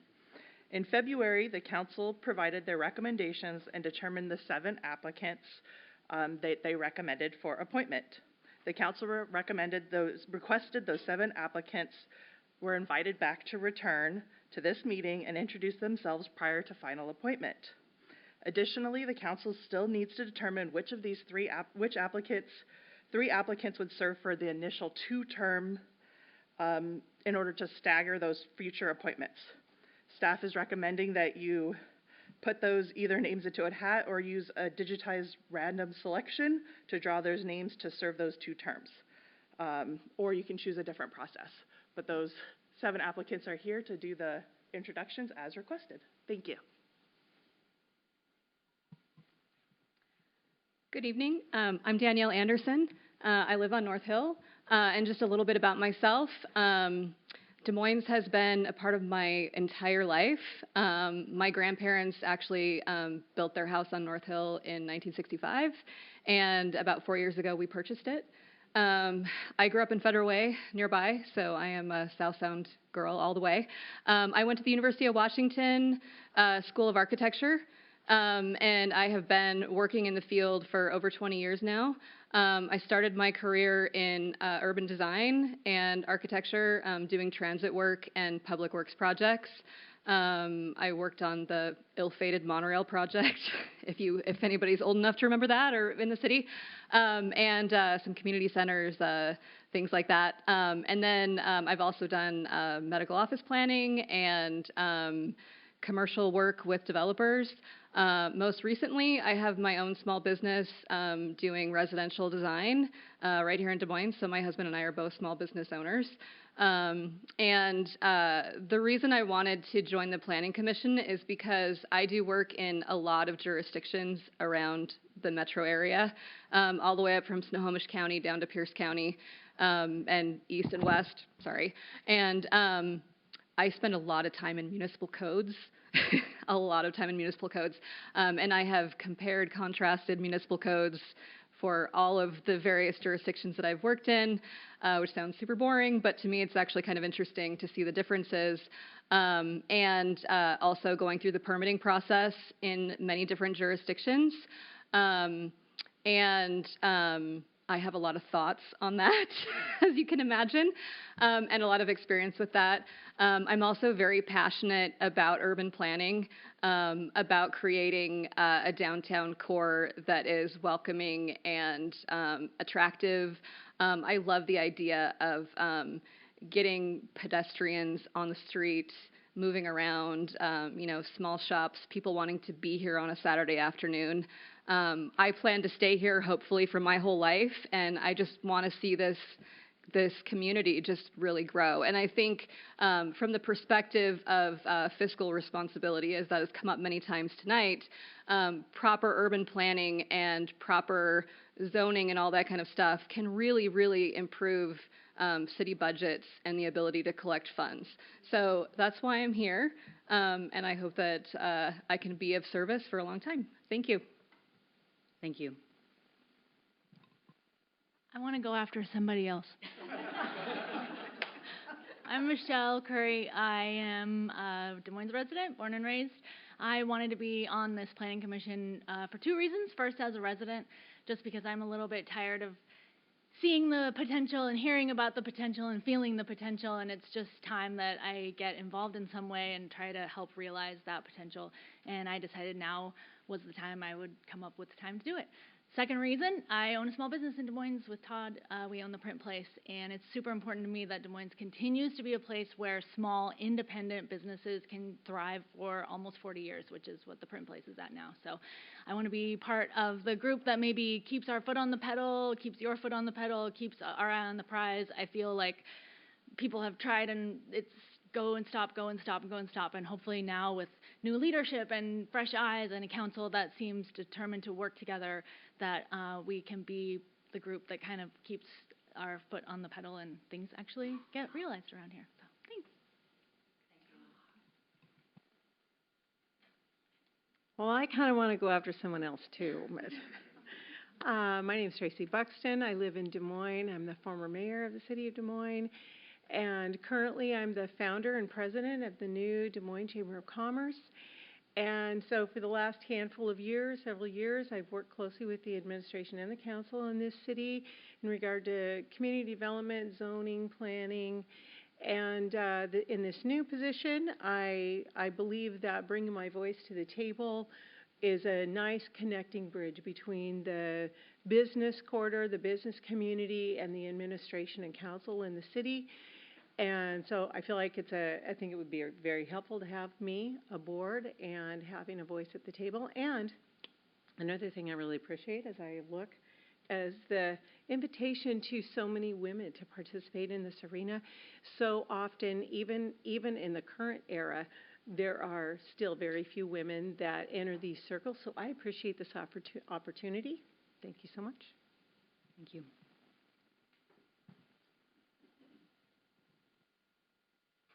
Good evening. I'm Barton DeLacy. I don't check any boxes. Have been a resident here for about 6 years, but through my wife and her family that they moved the house we live in to our site, and they bought the lot in 45 and they moved the house there in 1948. So my wife is third generation in the Woodmont area, and when you count our kids and grandkids that stay, we've got 5 generations now under that roof. So this is very much home. My personal background, I'm an appraiser. While I went to school in Oregon and thought I'd go into law and politics, I ended up loving valuation, and I went back, got a master's in urban planning at Portland State. I've actually served back in Lake Oswego. I served a couple terms as a planning commissioner. My role has always been in the private sector as a land economist, and as someone who brings independence, objectivity, and impartiality to everything I do in my career. And I would bring the same to this role. And I think this is just a great opportunity to kind of, with the green field, to sort of open up, really restart Des Moines as it really should be. I've been coming up here for 40 years. I remember when there were still 2 grocery stores downtown, elm trees on Marine View Drive, and it's sad for me to go down, to see berry patches and lawns that, I mean, as the city struggles, there's so much we could do with economic development by doing a better job with our real estate. So I hope I can help. Thank you.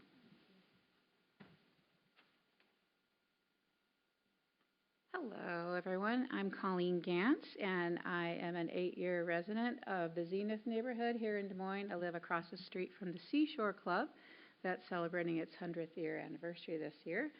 And I am a professional in the community engagement field.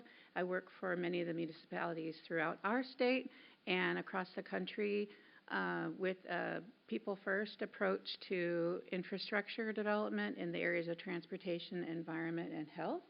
And so I look forward to bringing those skills to this work and our city, leading with a community engagement first type approach, which we actually brought to the strategic plan just recently with the Citizen Advisory Board I was a member of, and led a community engagement process that led to record-setting survey participation. And I am very proud of our Citizen Advisory Board for leading that effort.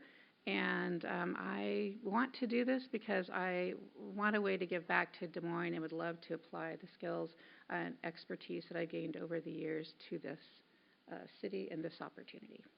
Thanks. Thank you. Hi everyone, I'm Nicole Gunkel, newer Des Moines resident, officially 1.5 years here, but a permanent resident here.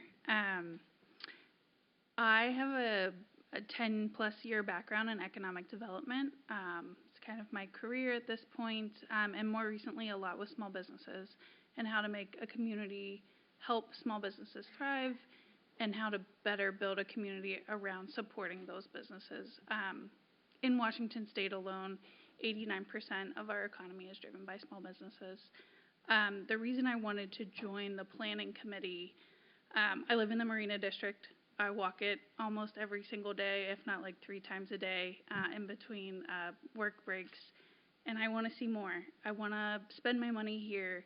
I want to walk and get a book from a bookstore, and then I want to go get some snacks at ABC, and then get a coffee at Auntie Irene's. And I would love to spend more money here, and I'd love to figure out a way to help the community build back. So thank you. Good evening. My name is Chuck Coleman. I live in Redondo. Retired architect. Career started 50 years ago with doing projects, and went to work for real estate developers and jumped on the development side and never looked back. Been working for some great developers throughout the country and overseas. Gerald Hines, Howard Hughes, and my role in those development companies was to basically do projects from cradle to grave, meaning conceptual design, planning, working with local governments, community groups, design, construction, turning it over to property management. And I've had a blessed career, worked on projects that I've only dreamed about, from shopping centers to office buildings, master plan communities, pretty much everything except healthcare and single family residential. I don't do those. But, we bought our property about 10 years ago. My wife is a fourth generation South King County family. And I agree with everything that was said beforehand. And one of my philosophies is always make a place better when you leave it than when you got there. So thanks very much. Thank you. We do have some suggested language here, but I wanted to check about our method for choosing the terms. Did we have a suggestion we wanted to go with? Oh, a spinning wheel. Check it out. Holy moly. Hold on just a second. Let's go to Councilmember Desmoni. Do you have a question? I actually have a question / statement. I'm just wondering if any of you would like to volunteer for the 2 years, or are we just arbitrarily choosing you? Is there anyone that's interested in that 2-year term? Or we could let the wheel decide. We could let the wheel decide. Well, I want to hear an answer first. 2 or 4. 2 or 4 years. Okay. What? Oh, look at that. I had 2 volunteers. Really? Chuck and Colleen? You want to do 2? Wait, we only have spots for... I hope you're not just already expressing disinterest before you even got on it. That is 3. Okay, so let's make sure we write those down. You'll do it for 10? So that means that we have, let's change this to make sure we have some language up on the board maybe for us about who will be the 4 for 4-year terms and who will be the 3 for 3. I'm sorry. 3 for 2. Do you have the slide? I think, Rebecca, did you have a slide with the motion? Or is it just in the... Well, let me make sure I can recap. So we have... Okay. Buxton, Anderson, Curry, DeLacy. Okay, DeLacy. Coleman, Gantz, and Gunkel are 2-year. Coleman. I won't take that personally that you guys volunteered so quickly. Gantz and Gunkel. Okay. I'll help with that if someone needs help with that motion. So we'll start with the motion, suggested motion number 1. Councilmember Nutting. I move to appoint Danielle Anderson, Tracy Buxton, Charles Coleman, Michelle Curry, Barton DeLacy, Colleen Grants, and Nicole Gunkel to the Planning Commission. I'll give that to Councilmember Steinmetz. It's been moved and seconded. We'll wait for a discussion until after the terms. So let's go ahead and say, all in favor, please raise your right hand until I pull them down. Deputy Mayor Oxiger, Councilmember Steinmetz, Councilmember Harris, Councilmember Desmoni, Councilmember Nutting, Councilmember Bloss, and myself. That's 7-0. Thank you. Moving on to the next motion. Councilmember Nutting. I move to, what are the names? Buxton, Curry, Anderson, and Delaney. Buxton, Curry, Anderson, and Delaney. For 4. DeLacy, I'm sorry. DeLacy. Yes, sorry. Commissioners for 4-year terms, and Coleman. And Gantz and Gunkel. Commissioners to 2-year terms. And I'd also like to add to that, they have the ability to apply again at the end of their 2-year term. Okay. The code allows that. The code allows that? Okay, so then I retract that. So, anyways. Is there a second? Any discussion? Councilmember Harris. I think it's fair to say that I've wanted the Planning Commission back since it ended in 2012, 2013. I would just note that it was removed because the council went through another tough spot and they had these all options on the table meetings at the beach park and really thought about shaking things up, and for reasons passing understanding, they decided that ending the Public Planning Agency, as it was called, was the way to shake things up. I am very pleased to see this back, but my little cautionary statement is that, truth be told, the old Planning Commission made some, not great decisions. Point of order, Hey, Mayor. Yes, I am, recognize the point, yes. I am happy to. No, I'm sorry. What is your point? She has to state her point. My point is that this is no longer germane to what we're discussing right now. It is speaking about past events, and we are speaking about a current thing right now. How does that? I do not take the point. It is very germane. I am. If you can wrap up. I am. I believe we have 4 minutes for these things. It is. If you could pull it back to these candidates and the I and the understand. commission. Thank you, but please let people say what they have to say. I'm very happy with the selections made today, but it's a cautionary tale. Really, the comments I've heard have been about being objective, and I would. That is the part that I look forward to, is making interests for the city that people will be happy about 20, 25 years from now, not things that are just immediately appealing in the moment. And I thank you so much for your service. I am just amazed at the talent pool I'm seeing here. Thank you. Deputy Mayor Oxiger. Yes, just as a point of clarification, Councilmember Nutting, your question about people's ability to reapply after the initial 2-year term, I assume you're addressing the term limits overall, and That was removed. I removed that. Yeah. Deputy Mayor. Yeah.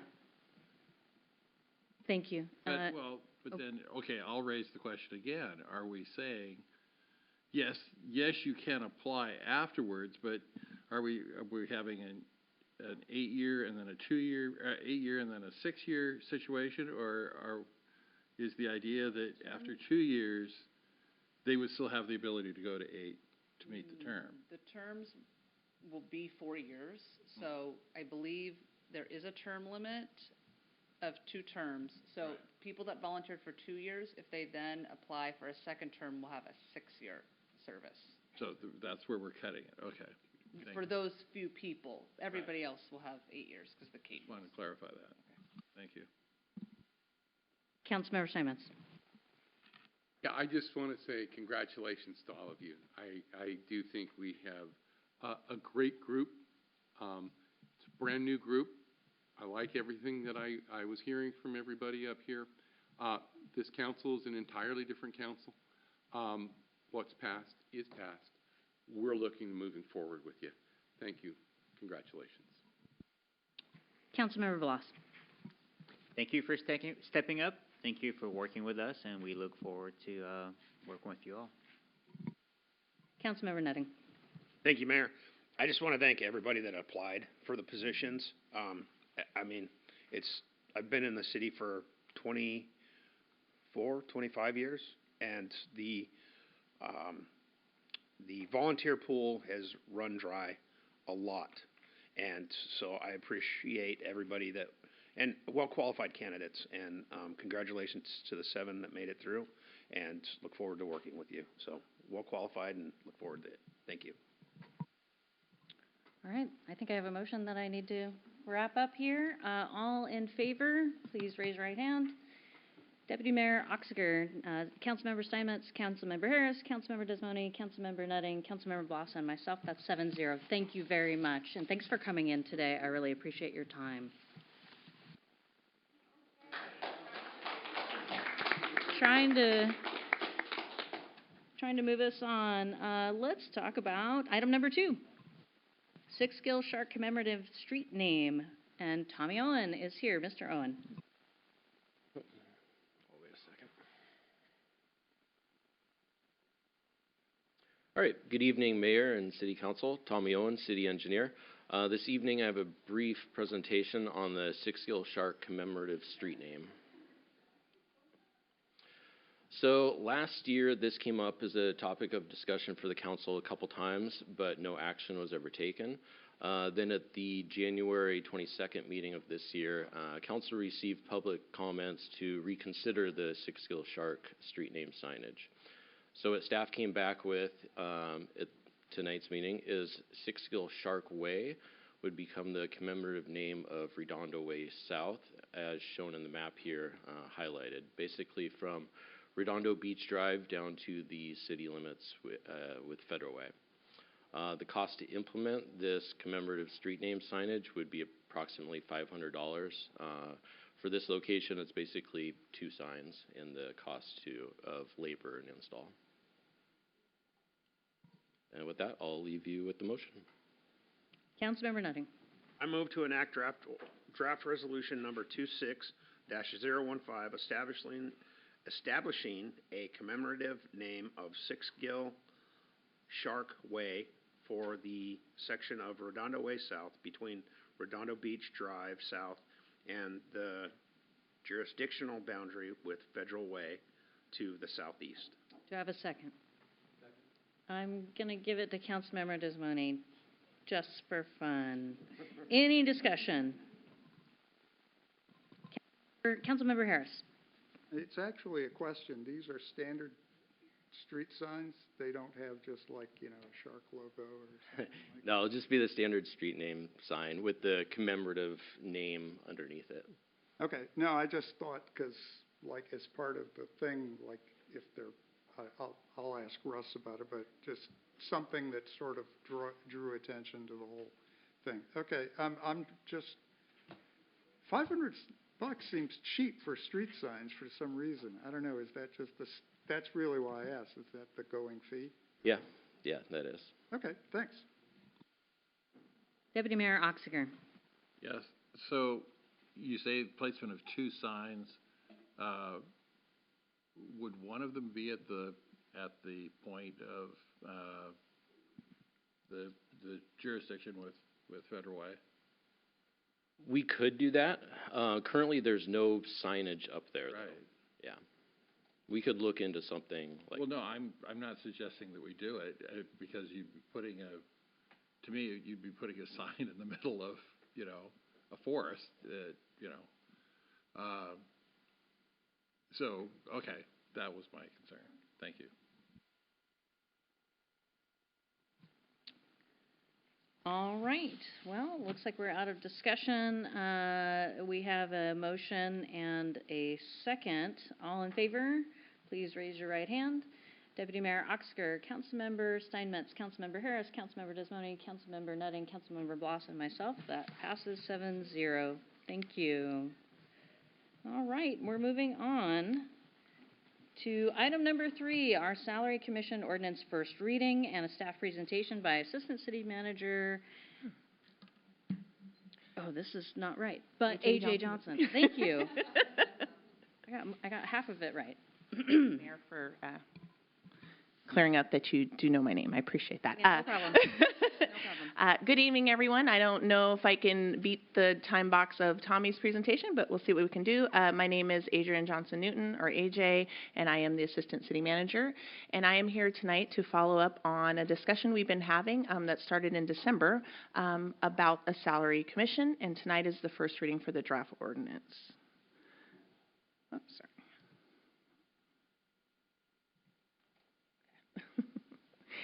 And so just a bit of a reminder about how a salary commission works. So it's a formal independent body that's established by the city through the action of the city council. Its role is to set the compensation for elected officials rather than council setting its own pay. Members would be appointed by the mayor, confirmed by the council, and then no city officers, which basically means like myself or department directors, employees or immediate family members may serve. And then there's some rules around how the salary, once a determination is made, how it's filed with the city clerk, and then when an increase or decrease can take effect. So during our discussion on February 12th with the council, they indicated, or you guys indicated, that you were interested in establishing a salary commission. And so there were questions that we asked of the council that we needed to place into the draft ordinance that we're reviewing tonight. And so the draft ordinance, what it does is that it establishes a 5-member salary commission. It states that in order to participate on the salary commission, you must be a member of Des Moines, or a resident of Des Moines, excuse me. We have a maximum of 2 terms and 4-year terms. And then members would serve without compensation, and the commission would meet every 2 years. And one thing to note is that the council indicated that they wanted that timeline to tie up with the budget. And so they would like that, the salary commission's determination, if there is one, to happen prior to when you guys would be actually voting on the budget. And so here is the motion before the council, which would be to pass on the ordinance to a second reading to our next available regular council meeting, or if there are things in the draft ordinance that we captured incorrectly, this would be the time that you would give us your changes and we could bring that back. And then, of course, you can read the other 2 options you have before you. Thank you. Thank you. Is there a motion? Councilmember Nutting. I move to pass draft ordinance number 26-001 to a second reading on the next available regular council meeting agenda. I see a second by Councilmember Steinmetz. And the discussion. Councilmember Harris.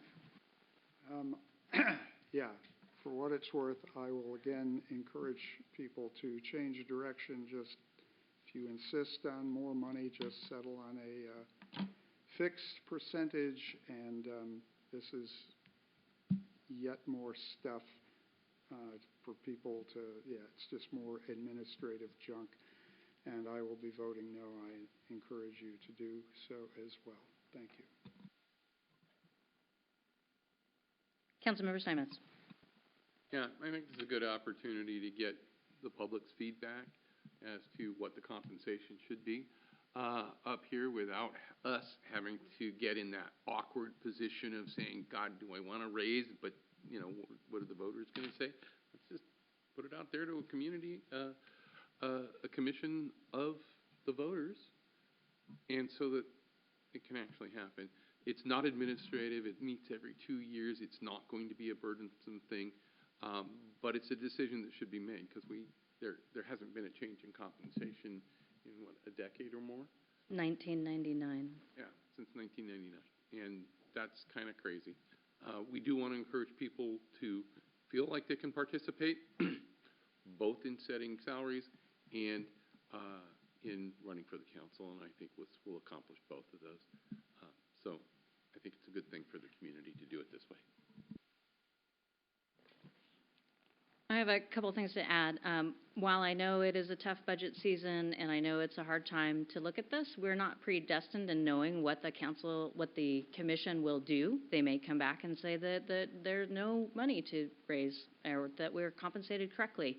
We don't know what they're going to say.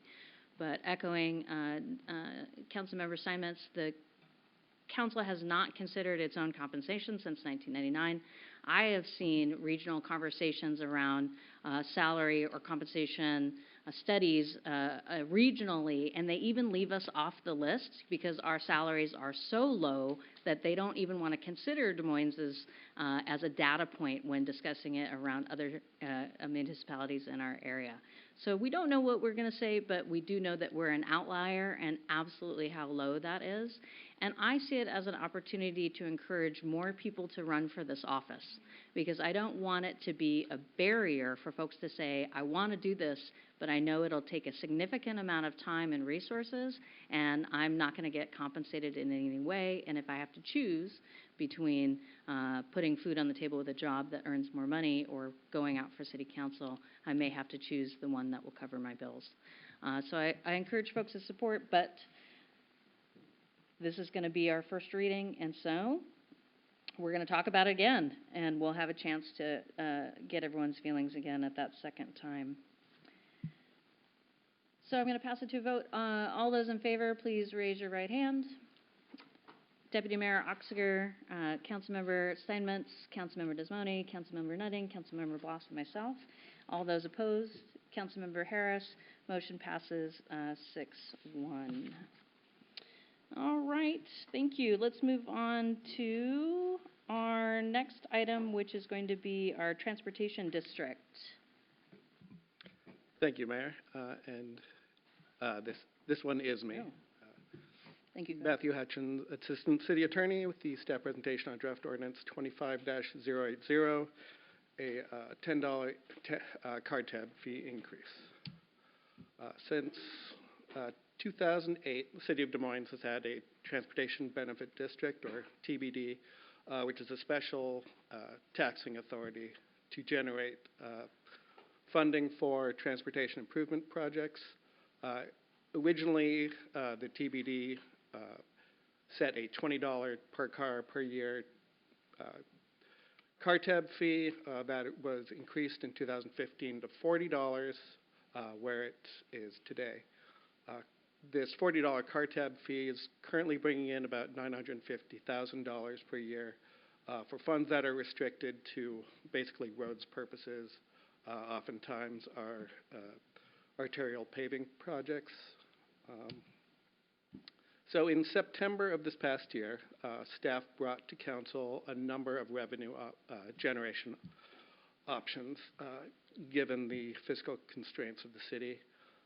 One of the options that was given to council, something that council can do strictly through legislation, was to increase car tabs from $40, another $10, to bring it up to $50.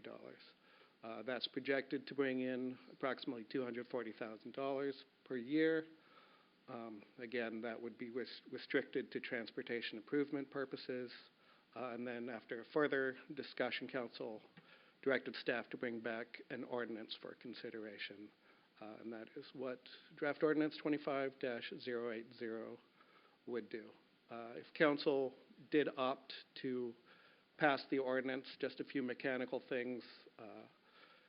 There is a waiting period of 6 months from the date the ordinance is passed before we can start collecting the higher car tab fees. And if we want it to take effect in the year 2026, we have to publish the council's intent to raise car tab fees by April 1st. And if council does decide to move it forward tonight, staff is prepared to publish the notice. So what would $240,000 additional per year mean for the city? So one way to look at it is $240,000 means an extra 1.5 FTEs for our street maintenance staff.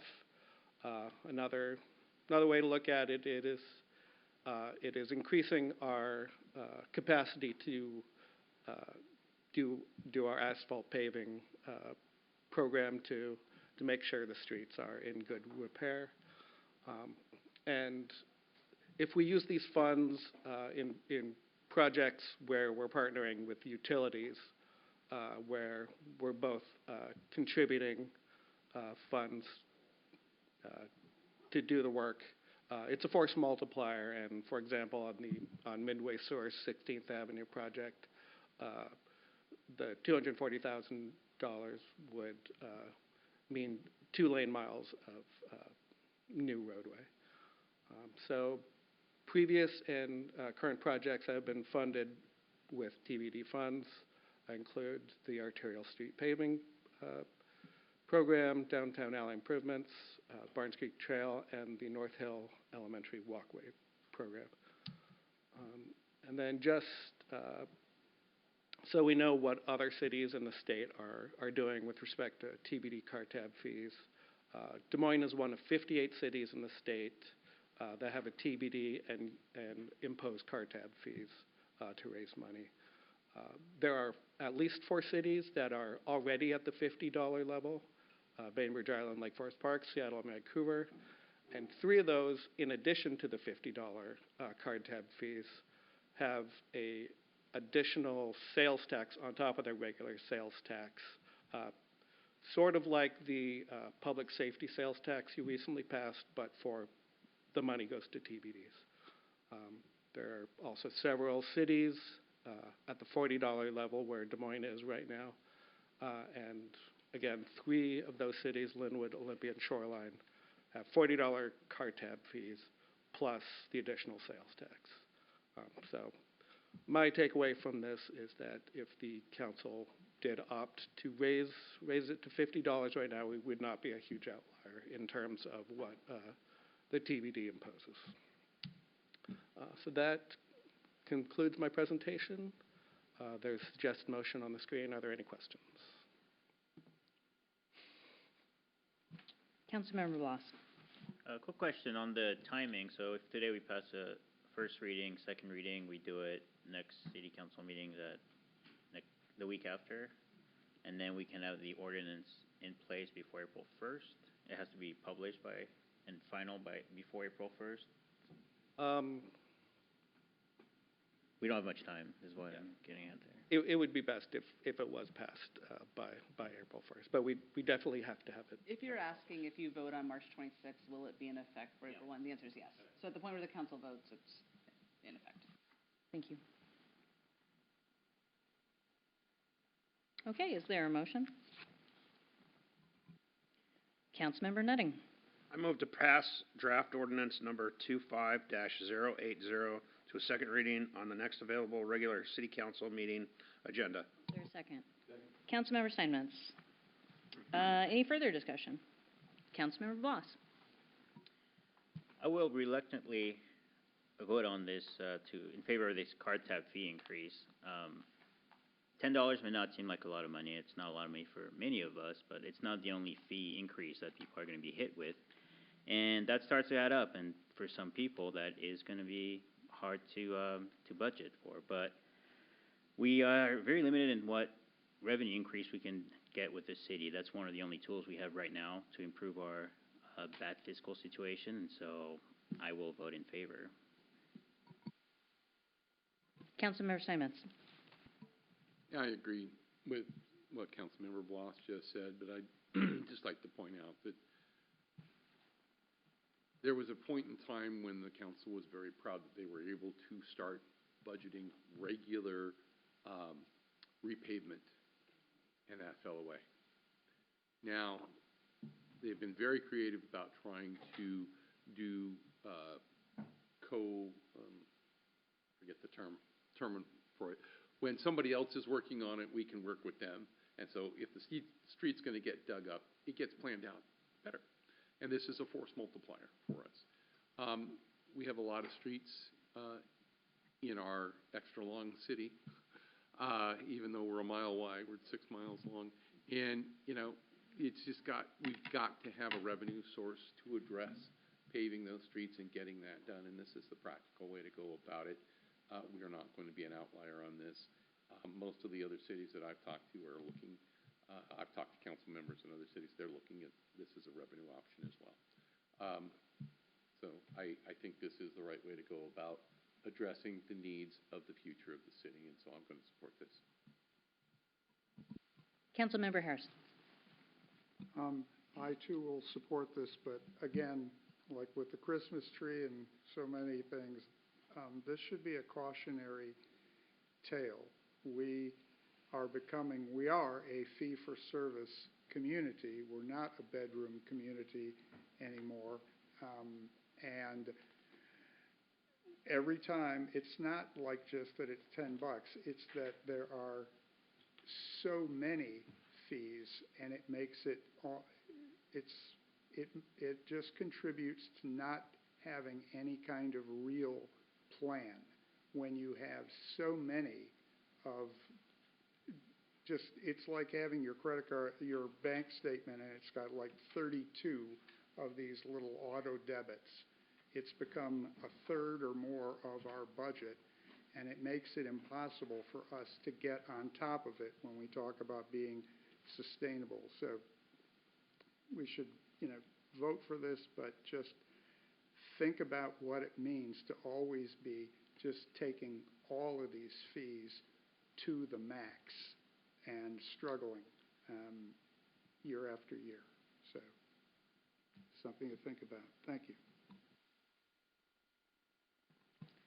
All let's go ahead and take it to a vote. All those in favor? Deputy Mayor Oxiger, Councilmember Steinmetz, Councilmember Nutting, Councilmember Desmoney, Councilmember Nutting, Councilmember Bloss, and myself passes 7-0. Thank you. Okay, we're moving on to our new business, and that new business item will be new agenda items for consideration. So now is the time for proposing new business items for discussion on a future agenda. Any recommendation will simply need a hand raise from 3 council members. Do any council members have any new business they would like to propose? Councilmember Desmoney. Yes, I would like to propose discussing derelict properties and what the city is currently doing about that, fines, and code enforcement. Oh, looks like we already have 2 concurrences, making it 3. That's all that we need to go forward on the agenda. I do propose that we will kind of wrap this up with some of the work that's already been done in this area and that is currently underway with our contract with Dan Ernessy. So does that mean you want it to come back with Dan's item at the end of the year? No, I'm sorry, but I want folks to know that there is work going on this concurrently, and so I want to make sure that they are working together, so we will come up with something. But it doesn't need to wait that long. Okay. Thank you. Any other new items for consideration, new agenda items? All right. Moving right along, we are at the time where we talk about council member reports, which are limited to 4 minutes. And I have, starting with Councilmember Bloss. Thank you, Mayor. I attended the nonprofit forum this last Saturday. Well attended. City staff did a great job setting it together, and there was a lot of nonprofits there. It was great to have all the nonprofits in town to discuss ways to partner, to discuss their calendar. Turns out that July is packed with events. Like every week, there's multiple events, and then there's not much in the winter. So it's nice to see what everyone's doing and which dates. The mayor and deputy mayor were there, and yeah. Next, I have Councilmember Steinmetz. Yeah,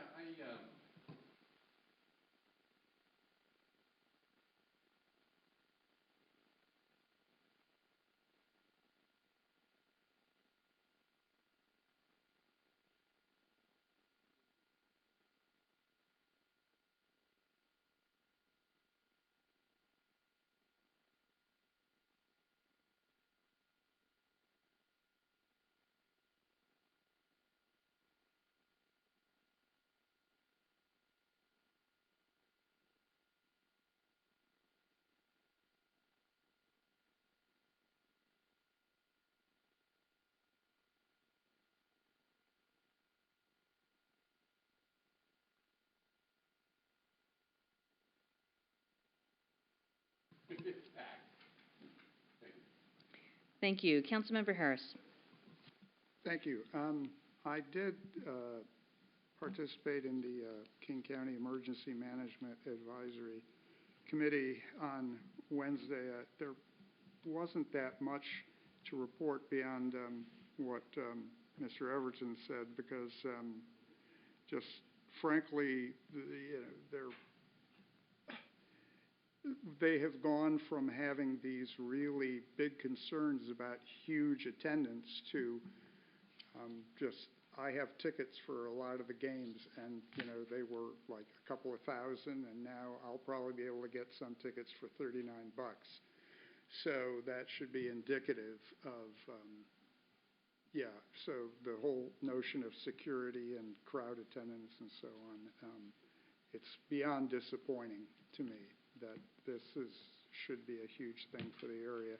I attended the what people call the Second Airport Committee, the Washington State Aviation Commission. I noted the presence of a couple of our airport committee members. They are extremely long and in the weeds.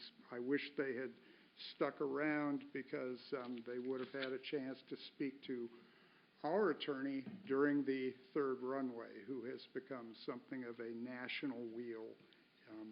We spent a lot of money with his firm, and it's one of the reasons it was so fraught, because basically all of the national firms play both sides of the field. They represent a community one month, and then the airlines the next. And but you know, that's just what's involved. And beyond that, I attended the last Port Commission meeting, and I would just encourage anybody who's involved in airport issues to watch what they do, because they will have a heads up on anything concerning not only FIFA, the airport and stuff, but they gave a very detailed briefing on the notion of these detention centers and why they're just almost statistically impossible in our area. It's just not happening. I know people have concerns about that, but you know, they do a lot of heavy lifting in terms of information, and I encourage people to attend and watch what they do. Thank you. Thank you. Councilmember Desmoni. All right. Councilmember Nutting. I have nothing at this time, Mayor. Thank you. Thank you. Deputy Mayor Oxiger. Yes, thank you, Mayor. I had the opportunity recently of course, we had the council retreat. Also, the Chamber of Commerce had its first meeting, the Nonprofit Summit, and then just this last week I was at the Waterland Festival session. And I just want to say I am so impressed with the amount of enthusiasm that we're seeing. And, you know, I think it bodes well for, you know, all of us. We might want to, you know, make sure we're not getting out over our skis a bit on some of this stuff, but it's all positive reactions that I think we're getting, and I think it bodes well. Great, thank you. Like the Deputy Mayor said, I also attended several of those same events. I want to highlight the Nonprofit Summit. I know some of you actually in the room were there with us. I really appreciated the energy, the enthusiasm, like the Deputy Mayor said, and I think that it's when we have participation like that, when people show up and they also feed off of that energy that other folks are there giving, it makes that difference where connections spark, and you have that opportunity to see folks go, I can work with you, or here's an idea of ours that match together, and that to me is really exciting. It kind of made my Grinch heart grow 3 sizes. I would also like to thank Catherine Caffrey, our city manager, Bonnie Wilkins, for helping put that on. Tremendous. Thank you very much for organizing all the groups, the refreshment, the room, and setting the place for all of those folks to come together, and I hope there's a lot of collaboration that comes out of it. There's a ton of ways to get involved in our city, and volunteering is one that's very important, very close to my heart. We learned we have a Des Moines Garden Club. If you don't know, they meet once a month, and they now have entered the Facebook realm and are hoping to get more traction, and folks can go out and learn more about plants. There's lots of events that are coming up. Some future events include the Rotary Waterland Pride Drag Bingo that's happening tomorrow night. We heard about the Marina Swap Meet on Saturday morning. I believe the Jensen Park Pancake fundraiser, that's an annual tradition, is happening this weekend as well. On another note, I attended the Sound City Association PIC meeting last night, and it was absolutely dominated by a conversation around the King County Transportation District potential rate increase. And it's a good time to remind ourselves that while I understand that King County has the same constraints around raising revenue and new streams of revenue that most cities do, the proposal is to put on 0.1% to fund improvements on county roads. Most of that money will be generated by people who live in cities who do not drive on county roads on a day-to-day basis. And so we, as advocates in SCA, are asking, why are more dollars not coming directly to municipalities? So we will be fully involved in that conversation as it moves forward. Thank you so much, but don't go anywhere because we have an executive session. I know I was about to get a tap on the shoulder right there. At this time, the council will go into an executive session. The purpose of this executive session is to discuss labor negotiations under RCW 42.1404A and the sales or lease of a public property under RCW 42.30.1101C. This executive session is expected to last 25 minutes, and that means it will last until about 8:44. No formal action will be taken at the end of this executive session.